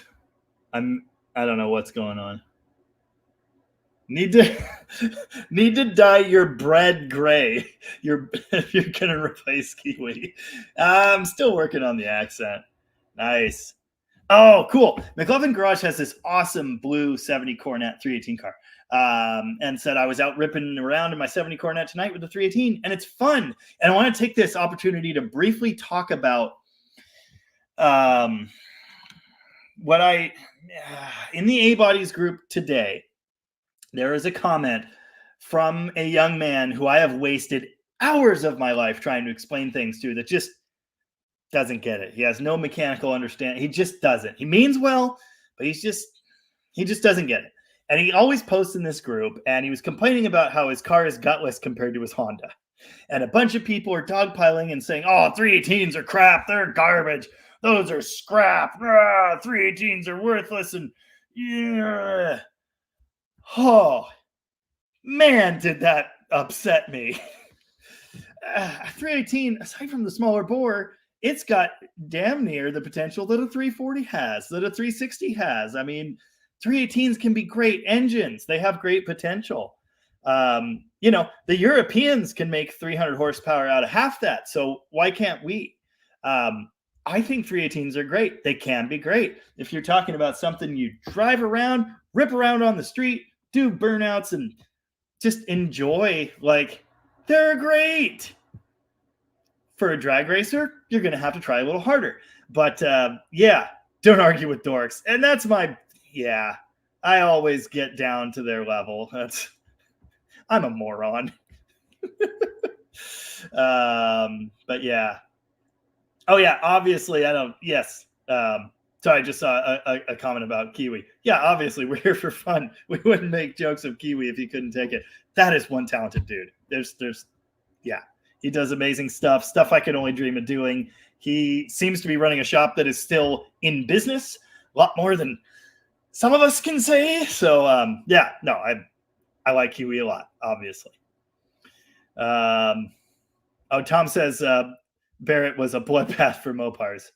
Yeah, okay, cool. Nice. I wouldn't go so far as to call the 383 wimpy because they're awesome. But yeah, the 440 is bigger, so it has potential. Yeah.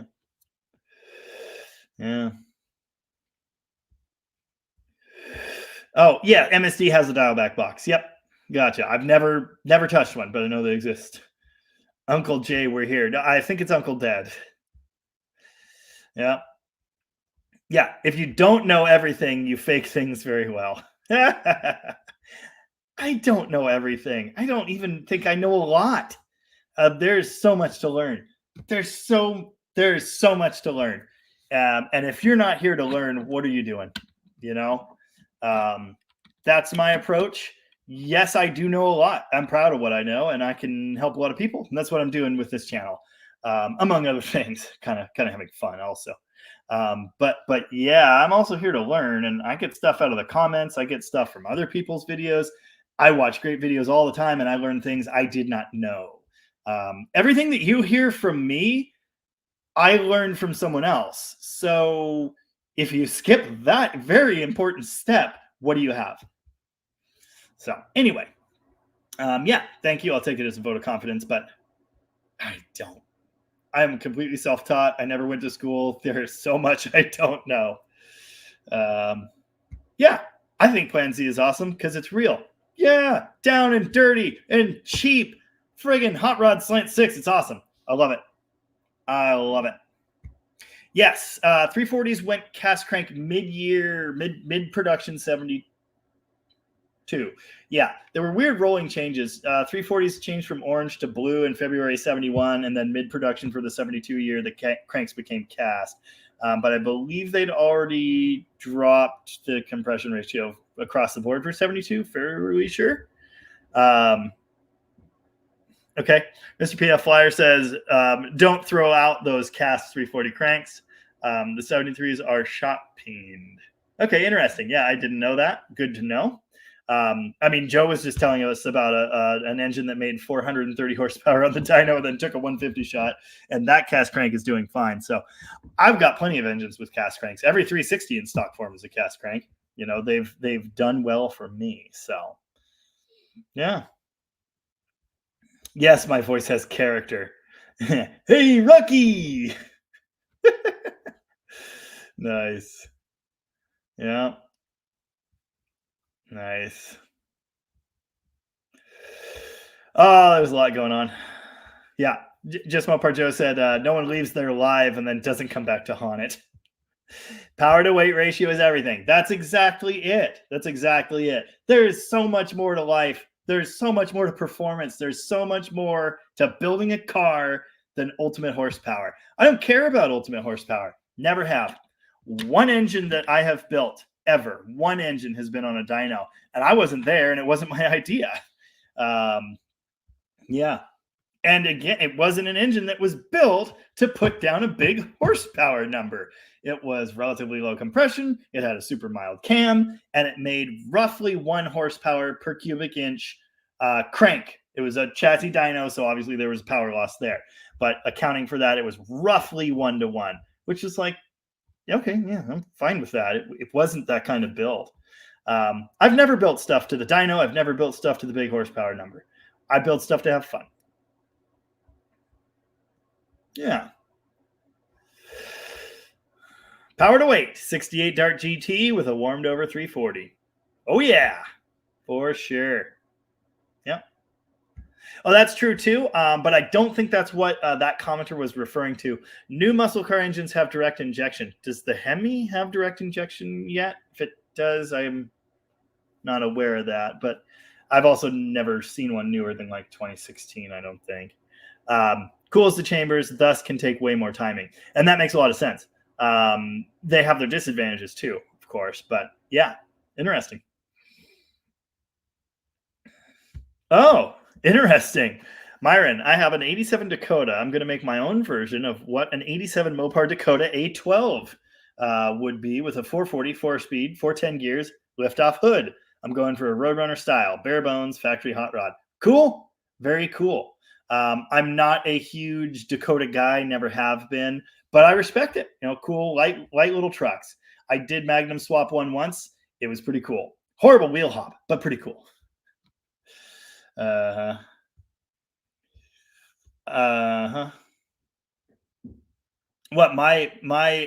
Joe said, what's the race versus street driven ratio of like engines I've built? 100% to 0. I've never built an all out dedicated drag engine. Never have. I am doing one soon. That's my crazy 273 project. I've never built a dedicated race engine ever.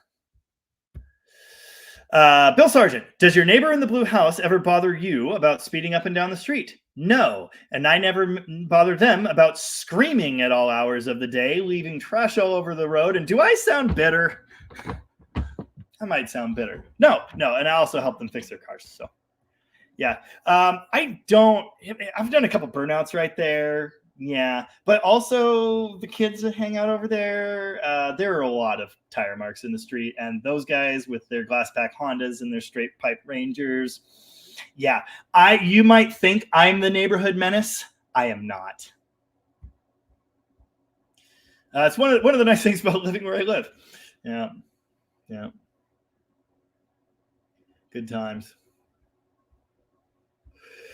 Mm-hmm. Yeah. Nice. There is a lot going on in the comments here. Yes, first responder garage. I did specify that for the poly bushings. It doesn't matter because the pin does move in the bushing. For the rubber bushings, and if you guys don't know this, if you're ever going to rebuild your front end, do not torque those parts with rubber bushings until you are at ride height, suspension settled. That's your leaf spring bushings, your lower control arm, upper control arm, and none of that stuff. If there's a bushing in a part that rotates, it needs to be torqued at ride height. The rubber flexes. The rubber does not turn in there. So if you torque it up here, then you're preloading it when you settle the suspension. things can get weird and bushings can get torn. Bad stuff can happen. So yeah, if it's a poly bushing, you're absolutely right. You don't need to worry about that for poly bushings. And again, sorry, I did kind of hint at that a minute ago when I was giving that explanation, and you probably heard it. But yes.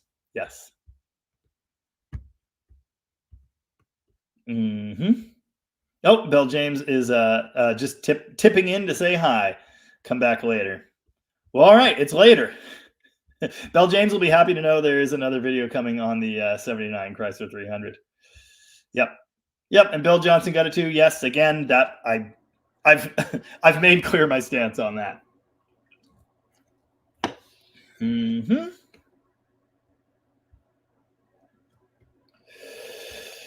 Nice. Wow. 400,000 for a 71 Blazer at Barrett Jackson. How's that even possible? Wow. Oh yeah. No Clue Garage messaged me about this. Just installed my 727 and my D100 today. Can't wait to test it out. Awesome. Still have that bell housing I messaged you about. Yeah. So 3-speed truck bell housing, 3-speed, 4-speed truck bell housing. Since we first talked about this, I've acquired 2, and I've learned they don't really fit in cars and they take the wrong flywheel. So, yeah, I've got 2 of them, and I don't think I'll ever be using them, ever. Oh, Bobby's B said, and Joe is here, of course, so he gets the comment as well. Jamie and Joe's content is off the hook with knowledge. Thank you. I personally think we're pretty good at what we do. I like to think I have some knowledge. Joe sure does. So, yeah, thank you for the vote of confidence. I appreciate it. Don't argue with dorks. Yeah, it's an important rule. Oh, Jay, I know a lot of you guys, see, I reference these group posts all the time. And I know a lot of you guys are in there. It's kind of why I do that. Jay Regan, Single Car Garage, saw that guy too on A-Body. Just drive the Honda and sell the Duster. Okay, I'm going to be honest. And I won't mention him by name. It's not that I want to publicly shame him. I didn't respond to his question. I did respond to morons in the comments because that's my favorite thing. But I have a message chain with that guy because he reached out to me after I tried to explain a couple things. I have spent so much time trying to communicate basic things to him, and he just doesn't get it. He's learned a lot. He's got his car actually drivable. It's been like years. I tried to buy that car from him. I offered him a decent amount of money, not a great amount, but a decent amount of money to buy that car, to get it out of his hands so I didn't have to field his questions anymore. And he said no. But yeah, maybe tomorrow, now that he knows how gutless they are. I bet you $100 he's not getting full throttle. I have seen his throttle linkage setup. It's embarrassing. Guaranteed he is not getting full throttle. Guaranteed it's not timed correctly. Rant over. It's just maddening. It's so maddening. We were all there once. We were all there. Like, we all have to learn. And I talk about that all the time. And I mean it. I really do. That's all I have to say. Yeah, I love my 318s. I think they're awesome. I'm going to do a Performance 318 next. I'm going to do the 273 first, but a 318 build is coming. Yeah, if you're looking at a factory, low power, low compression 318, it's not going to be great. Oh, 318 will run. Sorry, I just got a super chat, so thank you very much for that. But I just clicked over and I noticed 318 will run sent one for $3.18 because 318 is the number of matter. Gotta run. And that was some time ago. So thanks for dropping in. I really appreciate that. If you guys haven't seen 318 will run, you should really check out his channel too. I'm assuming it's Luke Champagne. Or perhaps it is Champagne. 78 Dodge B200. This is a good one, so I want you all to pay attention. 318 Edelbrock ABS2, which is a fantastic carburetor, by the way. Cold starts, 2,800 RPM. I tap gas pedal, it goes down to 1,100 RPM. When I put it in drive, RPM goes down to 650. All right, so your 78 should have the later lockup type torque converter in that automatic. And what I've experienced with them in multiple situations is exactly what you're saying. You put it in gear and it just drags the engine down. It pulls it down to super low RPM. I had a 70 Swinger with one of those transmissions. I've talked to other people. There's a guy in the e-body group with a Challenger that had a later lockup transmission. His kind of did something like that. Was his stalling? I can't remember. Anyway, I'm sure I've seen it other times or heard of it. It's something part peculiar to that lockup converter configuration. I don't know how to explain it, and I sure don't know how to fix it, but I know it's something they do. Yeah, that's what it is. You're 78. That's when they introduced that transmission. Now, it wasn't always found in heavy duty trucks and vans, but I assume your 3/4 ton probably would have had it. God, I had a 78 and it did, but it was bad. I swapped it out for an earlier one that didn't, but I can't remember if that was a 100 or 200. That was probably a 100. Sorry. Did you guys know my head is actually crooked? But I'll bet you good money that's what it is. You've got a lockup converter transmission and it is dragging you down at idle. I can't tell you what the specific fix is, but I'm almost 100% sure that's what you got going on. Yeah, contact a transmission shop. See if they know how to fix it. Maybe it's as simple as reconfiguring the torque converter. I don't know. Nice. Kelly Smith says, we had lots of, and thanks for the super chat, Luke. Appreciate that.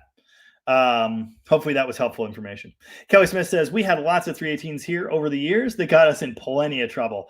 Yeah, seriously. Our 72 Satellite sedan, my friend Jordan has that now. It's in Utah. But my wife daily drove that for a long time. That's the car we drove to Reno to get married in, actually. It was just a simple 318 LA, basic 318 heads, Performer manifold, Edelbrock 600 or whatever, Magnum exhaust manifolds, dual exhaust. Seriously, like nothing special, but it was so fun. It would shred that one tire anytime you wanted at will, drifting out of parking lots. It was a riot. It was great. And I've seen plenty of other 318s that ran great. They're not all like that, but yeah, and with a little tinkering, they can do pretty cool stuff. So I really do like the 318. I think they're a sweetheart of an engine. I think they don't get the credit they deserve. And yeah. Yep. Yeah, don't remind me what 340 A bodies are worth now at auction, because I have one. Oh, yeah, cool. Tim72 Demon. Gary's garage had a 318, sort of, in his Barracuda, had 700 horsepower. I didn't know what his actual horsepower number was, but I've seen that thing run, and it's amazing. Of course, the overbore in that engine, it's a 340 that says 318 on it. That's what it is. But again, they've got potential. That's what I'm saying. I mean, they could do cool stuff. They can be fast. Bill Johnson says, I like my 318. I don't love it. Well, you just haven't tapped into that potential yet then. How could anyone not like a 318? Because they don't know. Nice. Dizzy Izzy says, my 65 Valiant, that one I bet, very cool, has everything upgraded with a 60 over 360. Nice. I just bought a 63 Dart convertible, and it has been modified to accept a small block, and it has a 360 in it. I don't think the engine's anything special, but yeah, I'm looking forward to seeing what it does anyway. Well, that's impressive. I wouldn't expect a 318 to do that. But yeah, again, I like them. I think they're great. John Mullins said, enjoyed the live stream, Joe. Hey, so did I. And yes, I talk a lot. I think that's well known. I apologize. Speaking of just Mopar Joe, Joe says, I want to build a high output 318 someday. Highest I can get compression, keep stock rods and crank. That is where I'm going with the 273. I'm going to get the compression as high as I can. Instead of aluminum heads, we're going to try out Magnum heads. I do also have a set of 302 closed chamber heads. They'll require a lot of work. I know that, but I have them. 904 transmission in a race car with a steep gear. Yeah. Yep. I think that would be an awesome build. That is very much what I have in mind. Oh crap! I forgot to call you. I was in the middle of something. It was yeah. Anyway, that paint color on my demon, that one, that is called. If you look at paperwork, it's B5, but it's actually GB5, and the first letter indicates the year that that color, that version, that hue of the color was released, which I believe is 71 for GB. I could be wrong. GB5. If you look at the regular B5, it's brighter. You want GB5. So there you go. Every day is school day, and you can stop learning when you're 96, like Gene Winfield. Yep. Nice. That's where I'm at. Nice. Oh, Bill Johnson is comparing that current 318 Coronet to the first one, which had a 400. Yeah, they're a little different. They're a little different. As we've discussed this evening, 400s are quite good. And 318s can be, but again, yeah. Oh yeah, no, I'm spoiled. Fixing on a Garage says kids these days don't know how hard it was to find answers on the old news group forums. Yep. Yeah, exactly. 318s easily hopped up and made super fun. And the number of people in the comments on the A-Body group, the people that enjoy these cheap compact cars, the number of people that didn't understand that. Grr! Anyway, still ranting. Still living, still learning. Yeah, man. Me too. Yep. Nice. Yeah, a 318 with a 4-barrel intake, carb, and free-flowing exhaust motivates my B-body just fine. Properly adjusted kickdown linkage helps too. And I was going to say that about that young man as well. He's probably taking off and shifting gears immediately. Haha's man wants to know, what size carb would you recommend for a big cam 440? I'd probably go use the carb calculator, but something tells me it's going to be at least 850.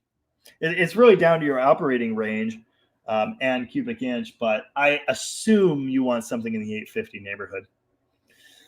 Big engine, big inch, big cam. There you go. Oh yeah, and if you guys want to see more of Just Mopar Joe live, he is planning to do more of that in the coming year. So keep an eye out for that. And yeah, I absolutely imagine we will do some more stuff together. You know, we don't have the opportunity to like get together and collaborate in person on video because there's like most of a country between the two of us. But yeah, anyway, we can collaborate. I'm happy to do that. Nice. Yeah, Ross had a D500 dump truck, 318, 5-speed. Put some insane loads on that truck. Never weakened, just hauled it. Yeah. Gearing is the solution for a lack of horsepower. Yeah. Mid 72 is also when they changed the timing cover and dampers. I thought it was 70. Is 70? Is that on the small block? Because mine has the later style. Are you thinking big block? Not totally sure. I think small block came in 70, but I could be wrong. I've been wrong before. Yeah. Kelly Smith. I'd get my left arm to be ambidextrous. No, I didn't. Well, and I didn't think so. I didn't think they had done that. It doesn't seem like a very Chrysler thing to do. Oh, that's awesome. Hans Sossel. I have a Trabant 601 with 70 horsepower. It goes 198 kph, whatever that means. It's light with 0.6 liter displacement. Nice. All engines were built for certain applications. I have respect for them all. I feel the same. Yeah. And again, like I can't say this enough. Not every engine is max horsepower. Not every car is because race car. You can have so much fun with 300 horsepower. I mean, again, my Demon that I'm all proud of, the 360 I built, I don't think it makes 400. I think it's like probably mid threes, but it does cool stuff. It's a lot of fun. You know, that's what's more important to me than anything else. I will never, ever, ever be the fastest guy at the strip. Won't happen. So, yeah. But I can have fun. Oh, that's funny. And for some reason, I just circled back to that same point, even though this comment was a while ago. Glenn said, Jamie, you just made a very good point. So many people are obsessed with being the fastest that they take all the fun out of enjoying the car. Yeah, exactly. What Glenn said. It's not all about the big, scary horsepower number. You will not be the fastest. There is someone that has $30,000 to dump into an engine that you just don't have and never will. And I never will. And I'm fine with that. I have no interest in that. I'm just not that guy. No, no money shift. Nice. FSM advises at ride height. Yes, it does. That's why I said that. But that's for the bonded rubber bushings that do not spin in there. Polyurethane or Delrin, yeah, although I've never seen anyone use Delrin on these cars. I'm sure it's been done. That is totally different because the rubber is not bonded to a fixed sleeve. The poly isn't like the rubber is. The poly bushing is able to rotate. That's why you lubricate it. That is a moving piece. The rubber bushings don't do that. So yes, the factory service manual says torque it at ride height. That's what I said. It's not necessary with the poly. I still would. I think it's good practice. And I was thinking it might help with the pin movement, but it might not. That was my thinking there. But yeah, it doesn't matter because that poly bushing is able to rotate freely. Yeah. Interesting. Orin Cahoon had 2 exhaust valves, same head, sync out of sight. Head was junk. Personally, I think motor was overheated. Marine 440. Interesting. Yeah. I've never seen it myself on a Mopar, except Slant 6. I've seen it on Slant 6, but I've seen it on Slant 6 heads that are supposed to have hardened valve seats. So figure that one out. No. Yeah, exactly. My dad has a 72 Duster with a 318 auto. It's not a ripper, but a heck of a cruiser without breaking the wallet. One of my bucket list cars, I want to have another one. I've had a couple, don't have any left, and now they're hard to find for some reason. 70 Swinger. And I don't care. A 340 4-speed would be great, but I don't need another one. My choice would be a 70, 318, column shift automatic, bench seat. That is the Swinger I want. It's got plenty of poop to be fun. My Swinger had a 318. It was great. I loved it. You know, I was in my my early 20s, and I was irresponsible enough with that. I mean, it was a good time. You know, and especially knowing what I know now, I can get him to do cool stuff, kind of. So, yeah, I think that's a great car. Yeah, yep, I agree. Now, here's the thing. And people were saying your engine's probably worn out, and they may have a point. I mean, what I would have said to this young man, which I did not say, is I usually don't do compression tests, but you should. Get your compression numbers, and if they're like in the 100 range, there's your problem. Yeah, I'm more inclined to think timing and full throttle. Fixing on a Garage says exactly the same thing. Bad timing and janky throttles are what help whittle down the price of project cars for sale. Yep. When he sent me pictures of the setup on this car and all the hacked together wiring, that's when I was like, okay, I'll buy it. But I'm not giving you $2,500 for this hunk of garbage. I did a video, I think over a year ago now, called the 5-Minute Fix. And the 5-Minute Fix has made me more money and gotten me more credit as a tuning guy than anything else. And that is exactly what it is. Check the timing curve, check the idle speed, idle mixture, full throttle, kick down. On a Mopar anyway. I've done it on plenty of cars, Fords, Chevys, you name it. Just make sure those things are set right and that it runs the best it can. Obviously, if you've got a mechanical problem, if your engine is just plain worn out, yeah, you're screwed. But usually it's because people kind of don't know what they're doing. But yeah, that's my video, the 5-Minute Fix. That was exactly the point. Man, what a difference. Full throttle and the right timing curve make. Yep.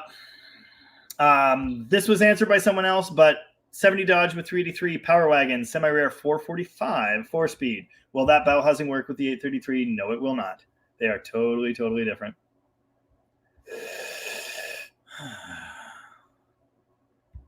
How many 727 and 904s have been rebuilt because of a bad fan clutch? I don't know. I have no idea. Oh, Eric Rude says, I think there's a piston that wears open a bore for the lockup. Interesting. Yeah, I was thinking it's fluid pressure leaking into somewhere and it causes it to drag or something. But yeah, that's exactly what it leads to. Yeah. Rusty Fuel says, your head is straight. It's the earth that's crooked. Well, yeah, you're probably right. The world is round. Square don't fit at all. Nice. Just Mopar Joe had a slant 674 Duster. I did too. That was my first drivable Mopar, was a 74 Duster. It was my first car that was mine that was actually drivable. I had a couple other things first, but it was a 74 slant 6 Duster. It had hang 10 seats. It had a sunroof. It had a destroyed windshield and a decent but also terrible paint job. I loved it. It was lots of fun. I mean, the 100 and whatever horsepower of the 225 was enough for me to accidentally drift it into curbs and get into all kinds of trouble. And I blew up the 904 transmission in that car too. And then I broke my first transmission bell housing and learned a very important lesson about stacking a torque converter. To be a teenager once again. I had wished it had a 318 to be able to pass a couple cars without oncoming death. Yeah. I remember I topped that car out at like 95 miles an hour once, full throttle in this secluded section of highway. And not 5 minutes later, I ran out of gas. It was awesome. Tim72 Demon says, drove my Demon with the 318 for 50 years till I just swapped it for the 360. Nice. Cool. Yeah. I think 318s are good. I really do. Yeah. Oh, Bill Johnson says, my Coronet is GF3. Gotcha. Yeah. I know mine is GB5. It's just the letter, that first letter, because again, it denotes the year that color was updated. So it's GB5. Anti-Stupid says, don't forget about the 318 Detroit diesel, but I don't know what that is. Kevin Widener says, love what you're doing. Mopars. Thank you, Kevin. Appreciate that. Yeah, of course. And I understand that. Oh, I can go buy 7 340s. They're everywhere in the junkyard. I don't need to mess with a 318. I get it. They have a reputation as low power and pedestrian. I get it. That's fine. But I just don't think that makes sense today, knowing what we collectively know now. It just doesn't make sense. Now, Gary Hergert is in Arizona for Barrett Jackson week. Going to miss the 70-plus degree weather when I fly back on Tuesday. Yeah, I'm sure you are. The good news is it's not below freezing anymore. It's been, I'm wearing a T-shirt. Anyway. Oh, yes, Mexico. Yes, Mexico. Well, where are you stuck? You're stuck south of the border or whatever. Yes, it is my excuse for not working with other YouTubers. I am, man. Same thing with Tony. I'd love to work with Tony. But it's a long drive. It's a really long drive. We're coming to the end of the live. 159 people still here. Thank you very much. Really appreciate it. My humongous thanks again to Just Mopar Joe for being here. Really like that guy. Really enjoyed chatting with him. Yeah. Very, very cool. And I'm sure we'll be seeing him again. And he's often in the comments here as well. But I do want to pick out a good few more comments and questions because there are a bunch left. We're getting down there. No, thank you, No Beret. I just hope this entertainment was professional enough. And I didn't play an intro song because Joe and I got right into it. Maybe I'll play an outro. I don't know. Oh, news group forums. They didn't exist when I was learning. Magazines and books only. Damn, what's the Monty Python sketch? When we were kids, and whatever, we had to live in an old septic tank. Anyway, nice, very nice. Oh yeah, same thing here. Absolutely same thing, Barracuda. In Australia and New Zealand, a lot of people have it in their mind that the 318 is a dog because someone told them so. Very annoying, very undeserved. I had one and loved it. I will say I have experienced some that are dogs, but again, like they're all 50 years old. So yeah, they're not spring chickens. And if they have been rebuilt, was it done correctly? They some of them run very, very well. A lot of them run fine. Some of them don't run great. But that's the same with any production engine, especially made by Chrysler. I like the 318. And yeah, I sure don't think they deserve that. Interesting. Small block 68 to 71, but I have only seen mid 72 on. Yeah, my Demon has the later setup. Yeah, it has the later setup for sure. I have all the original brackets, pulleys. I think I have the original water pump in a box.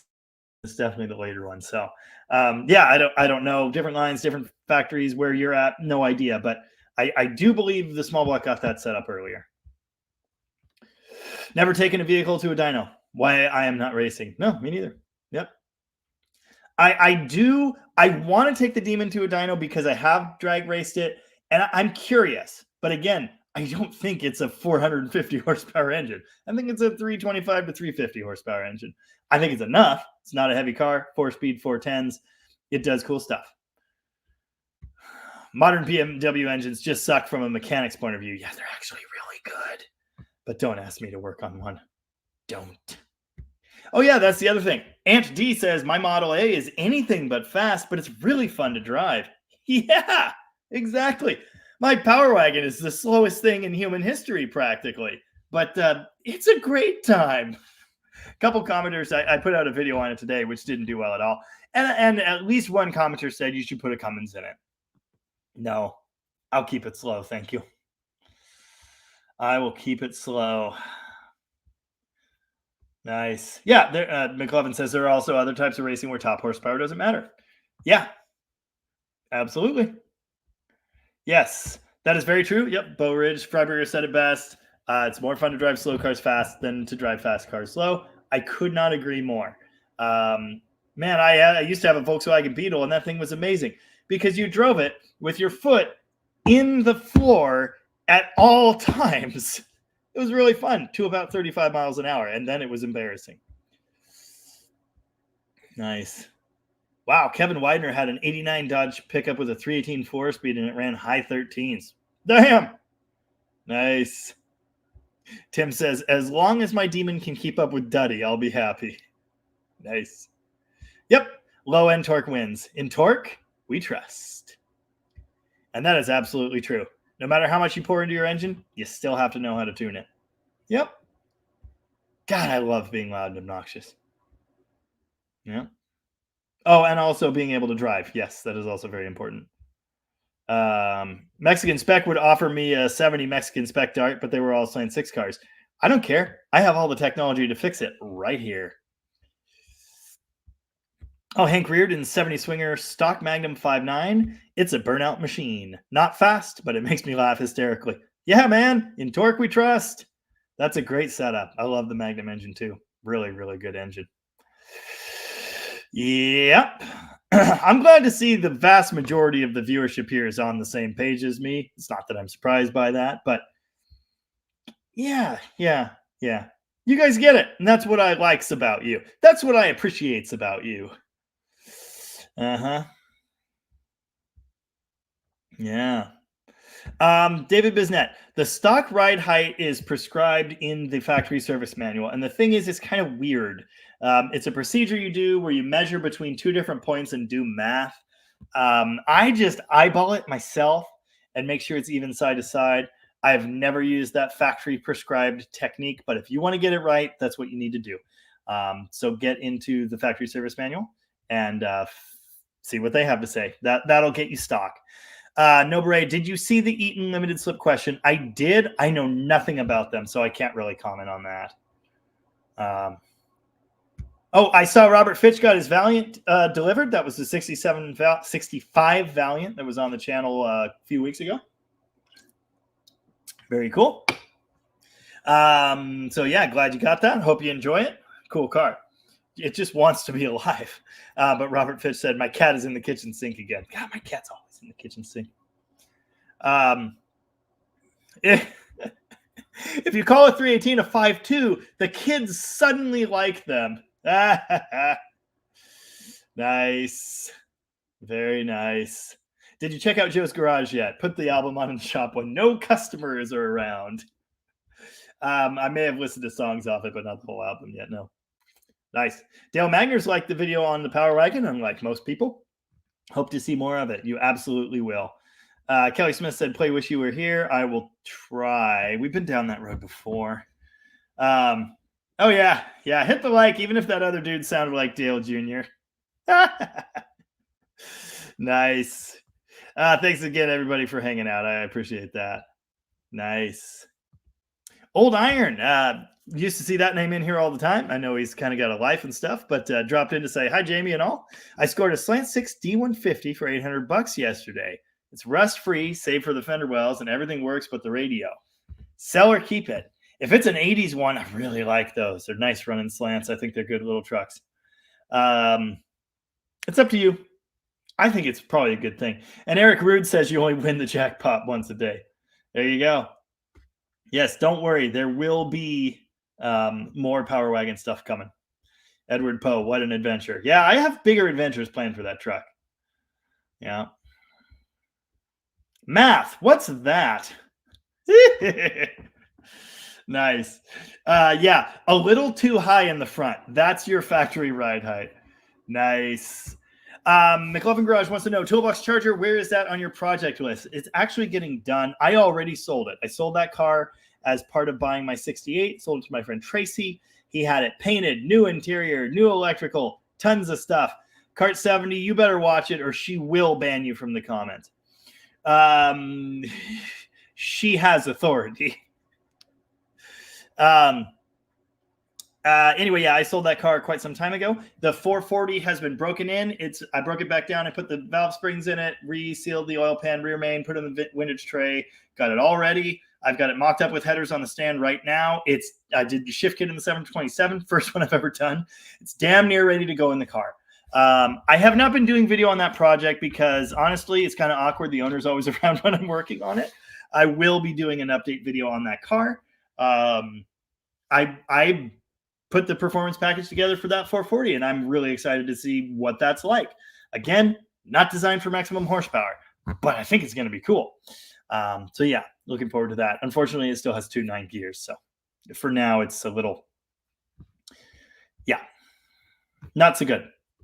Oh, just Mopar Joe said, thanks again, Jamie. Oh, absolutely. Look forward to next time. I've got a load of questions that I've been meaning to ask. An hour flew by. Yeah, I got more for you too, my friend. We'll get there. Oh, nice. Robert Fitch vacuumed all the rat poop out and ripped out the headliner. Good. That needed to happen. Confuse them with the metric system. Nice. Yes, I've been to the barber. My wife helped me cut my hair. She did all the hard work, but then I kind of touched it up a little bit because she just laughed at me and left. And then I did the old trim. Hell, I even shaved the unibrow. So there you go. Had to look good. Yeah, it's not Charles Manson. This is the band Indian Goat. Indian Goat's awesome. Feel free to look them up. Thanks, Nelku Garage. You have a great evening. Yeah, my sister caught that, and Cart 70 is going to get a timeout. Everybody's dropping out because it's after 8. They all turn into pumpkins. Thank you, Paul Steinberg. We'll see you next week. And again, we will have Rocket Tom on next week. Goats are us. Ciao, Rich Jordan. Thanks for being here. Let's see. I really wanted to do Wish You Were Here with Donnie when he was here because, yeah.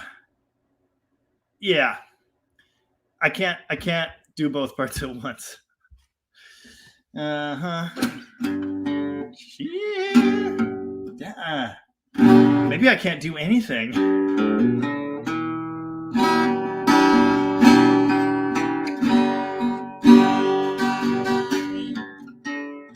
I can't.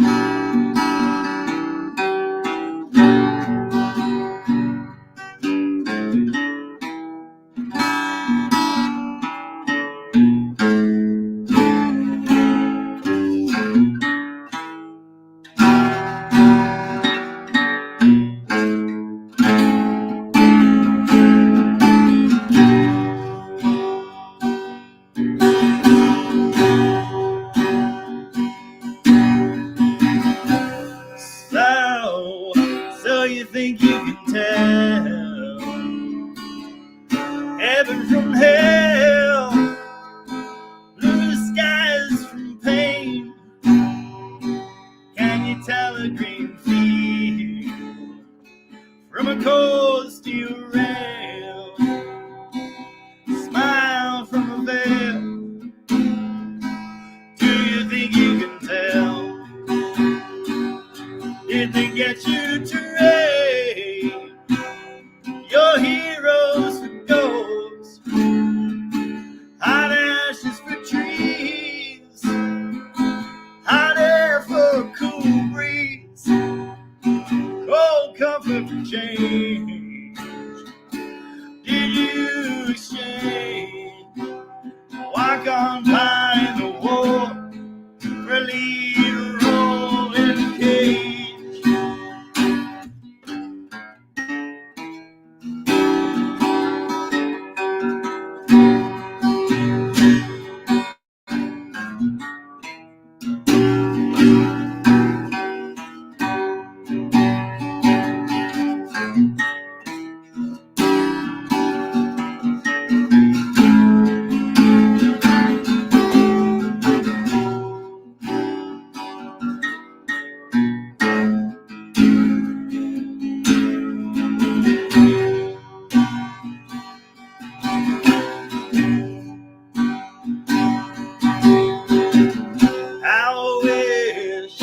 I wish you were here.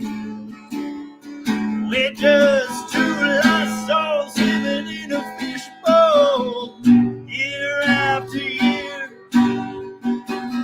running over the same old ground. How we found the same old fields.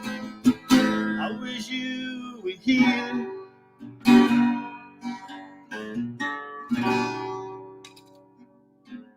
That was better than last time. Ow. If the copyright gods didn't nuke me from orbit. You're better than the band at my bar. Nice. Nice. I don't know that one. All right, fine. Super fast. I'll PT you next time, BCC Photech. Thanks, everybody, for being here. Really appreciate that. Nice. Oh, just Mopar Joe used to actually be able to play that intro. Nice. I prefer to play the lead, but I can't do both. Oh, well. That's fine. Tom's going to be on next week, so I don't know. We'll see.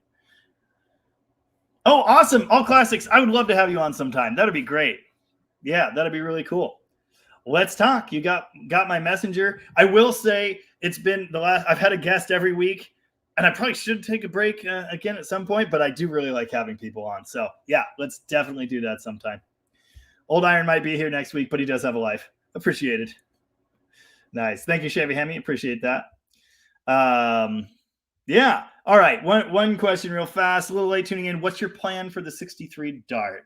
I'm putting it back together, making it run, making it be a whole car, and down the road it's going to go.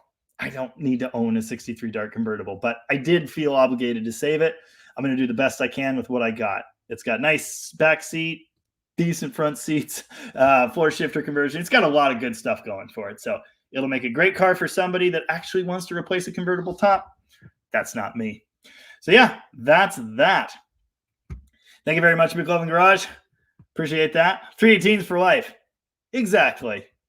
Thanks, everybody. I really appreciate it. Thanks again to Just Mopar Joe. Yeah. Appreciate you guys hanging out every week. You people. I didn't finish my drink. Take it easy. And if it's that easy, take it twice. And yeah, what he said. All right, everybody, I'm going to hit the stop button. I will see you in the comment section and next Sunday with Rocket Tom. Take care. Thanks very much. And bye-bye now.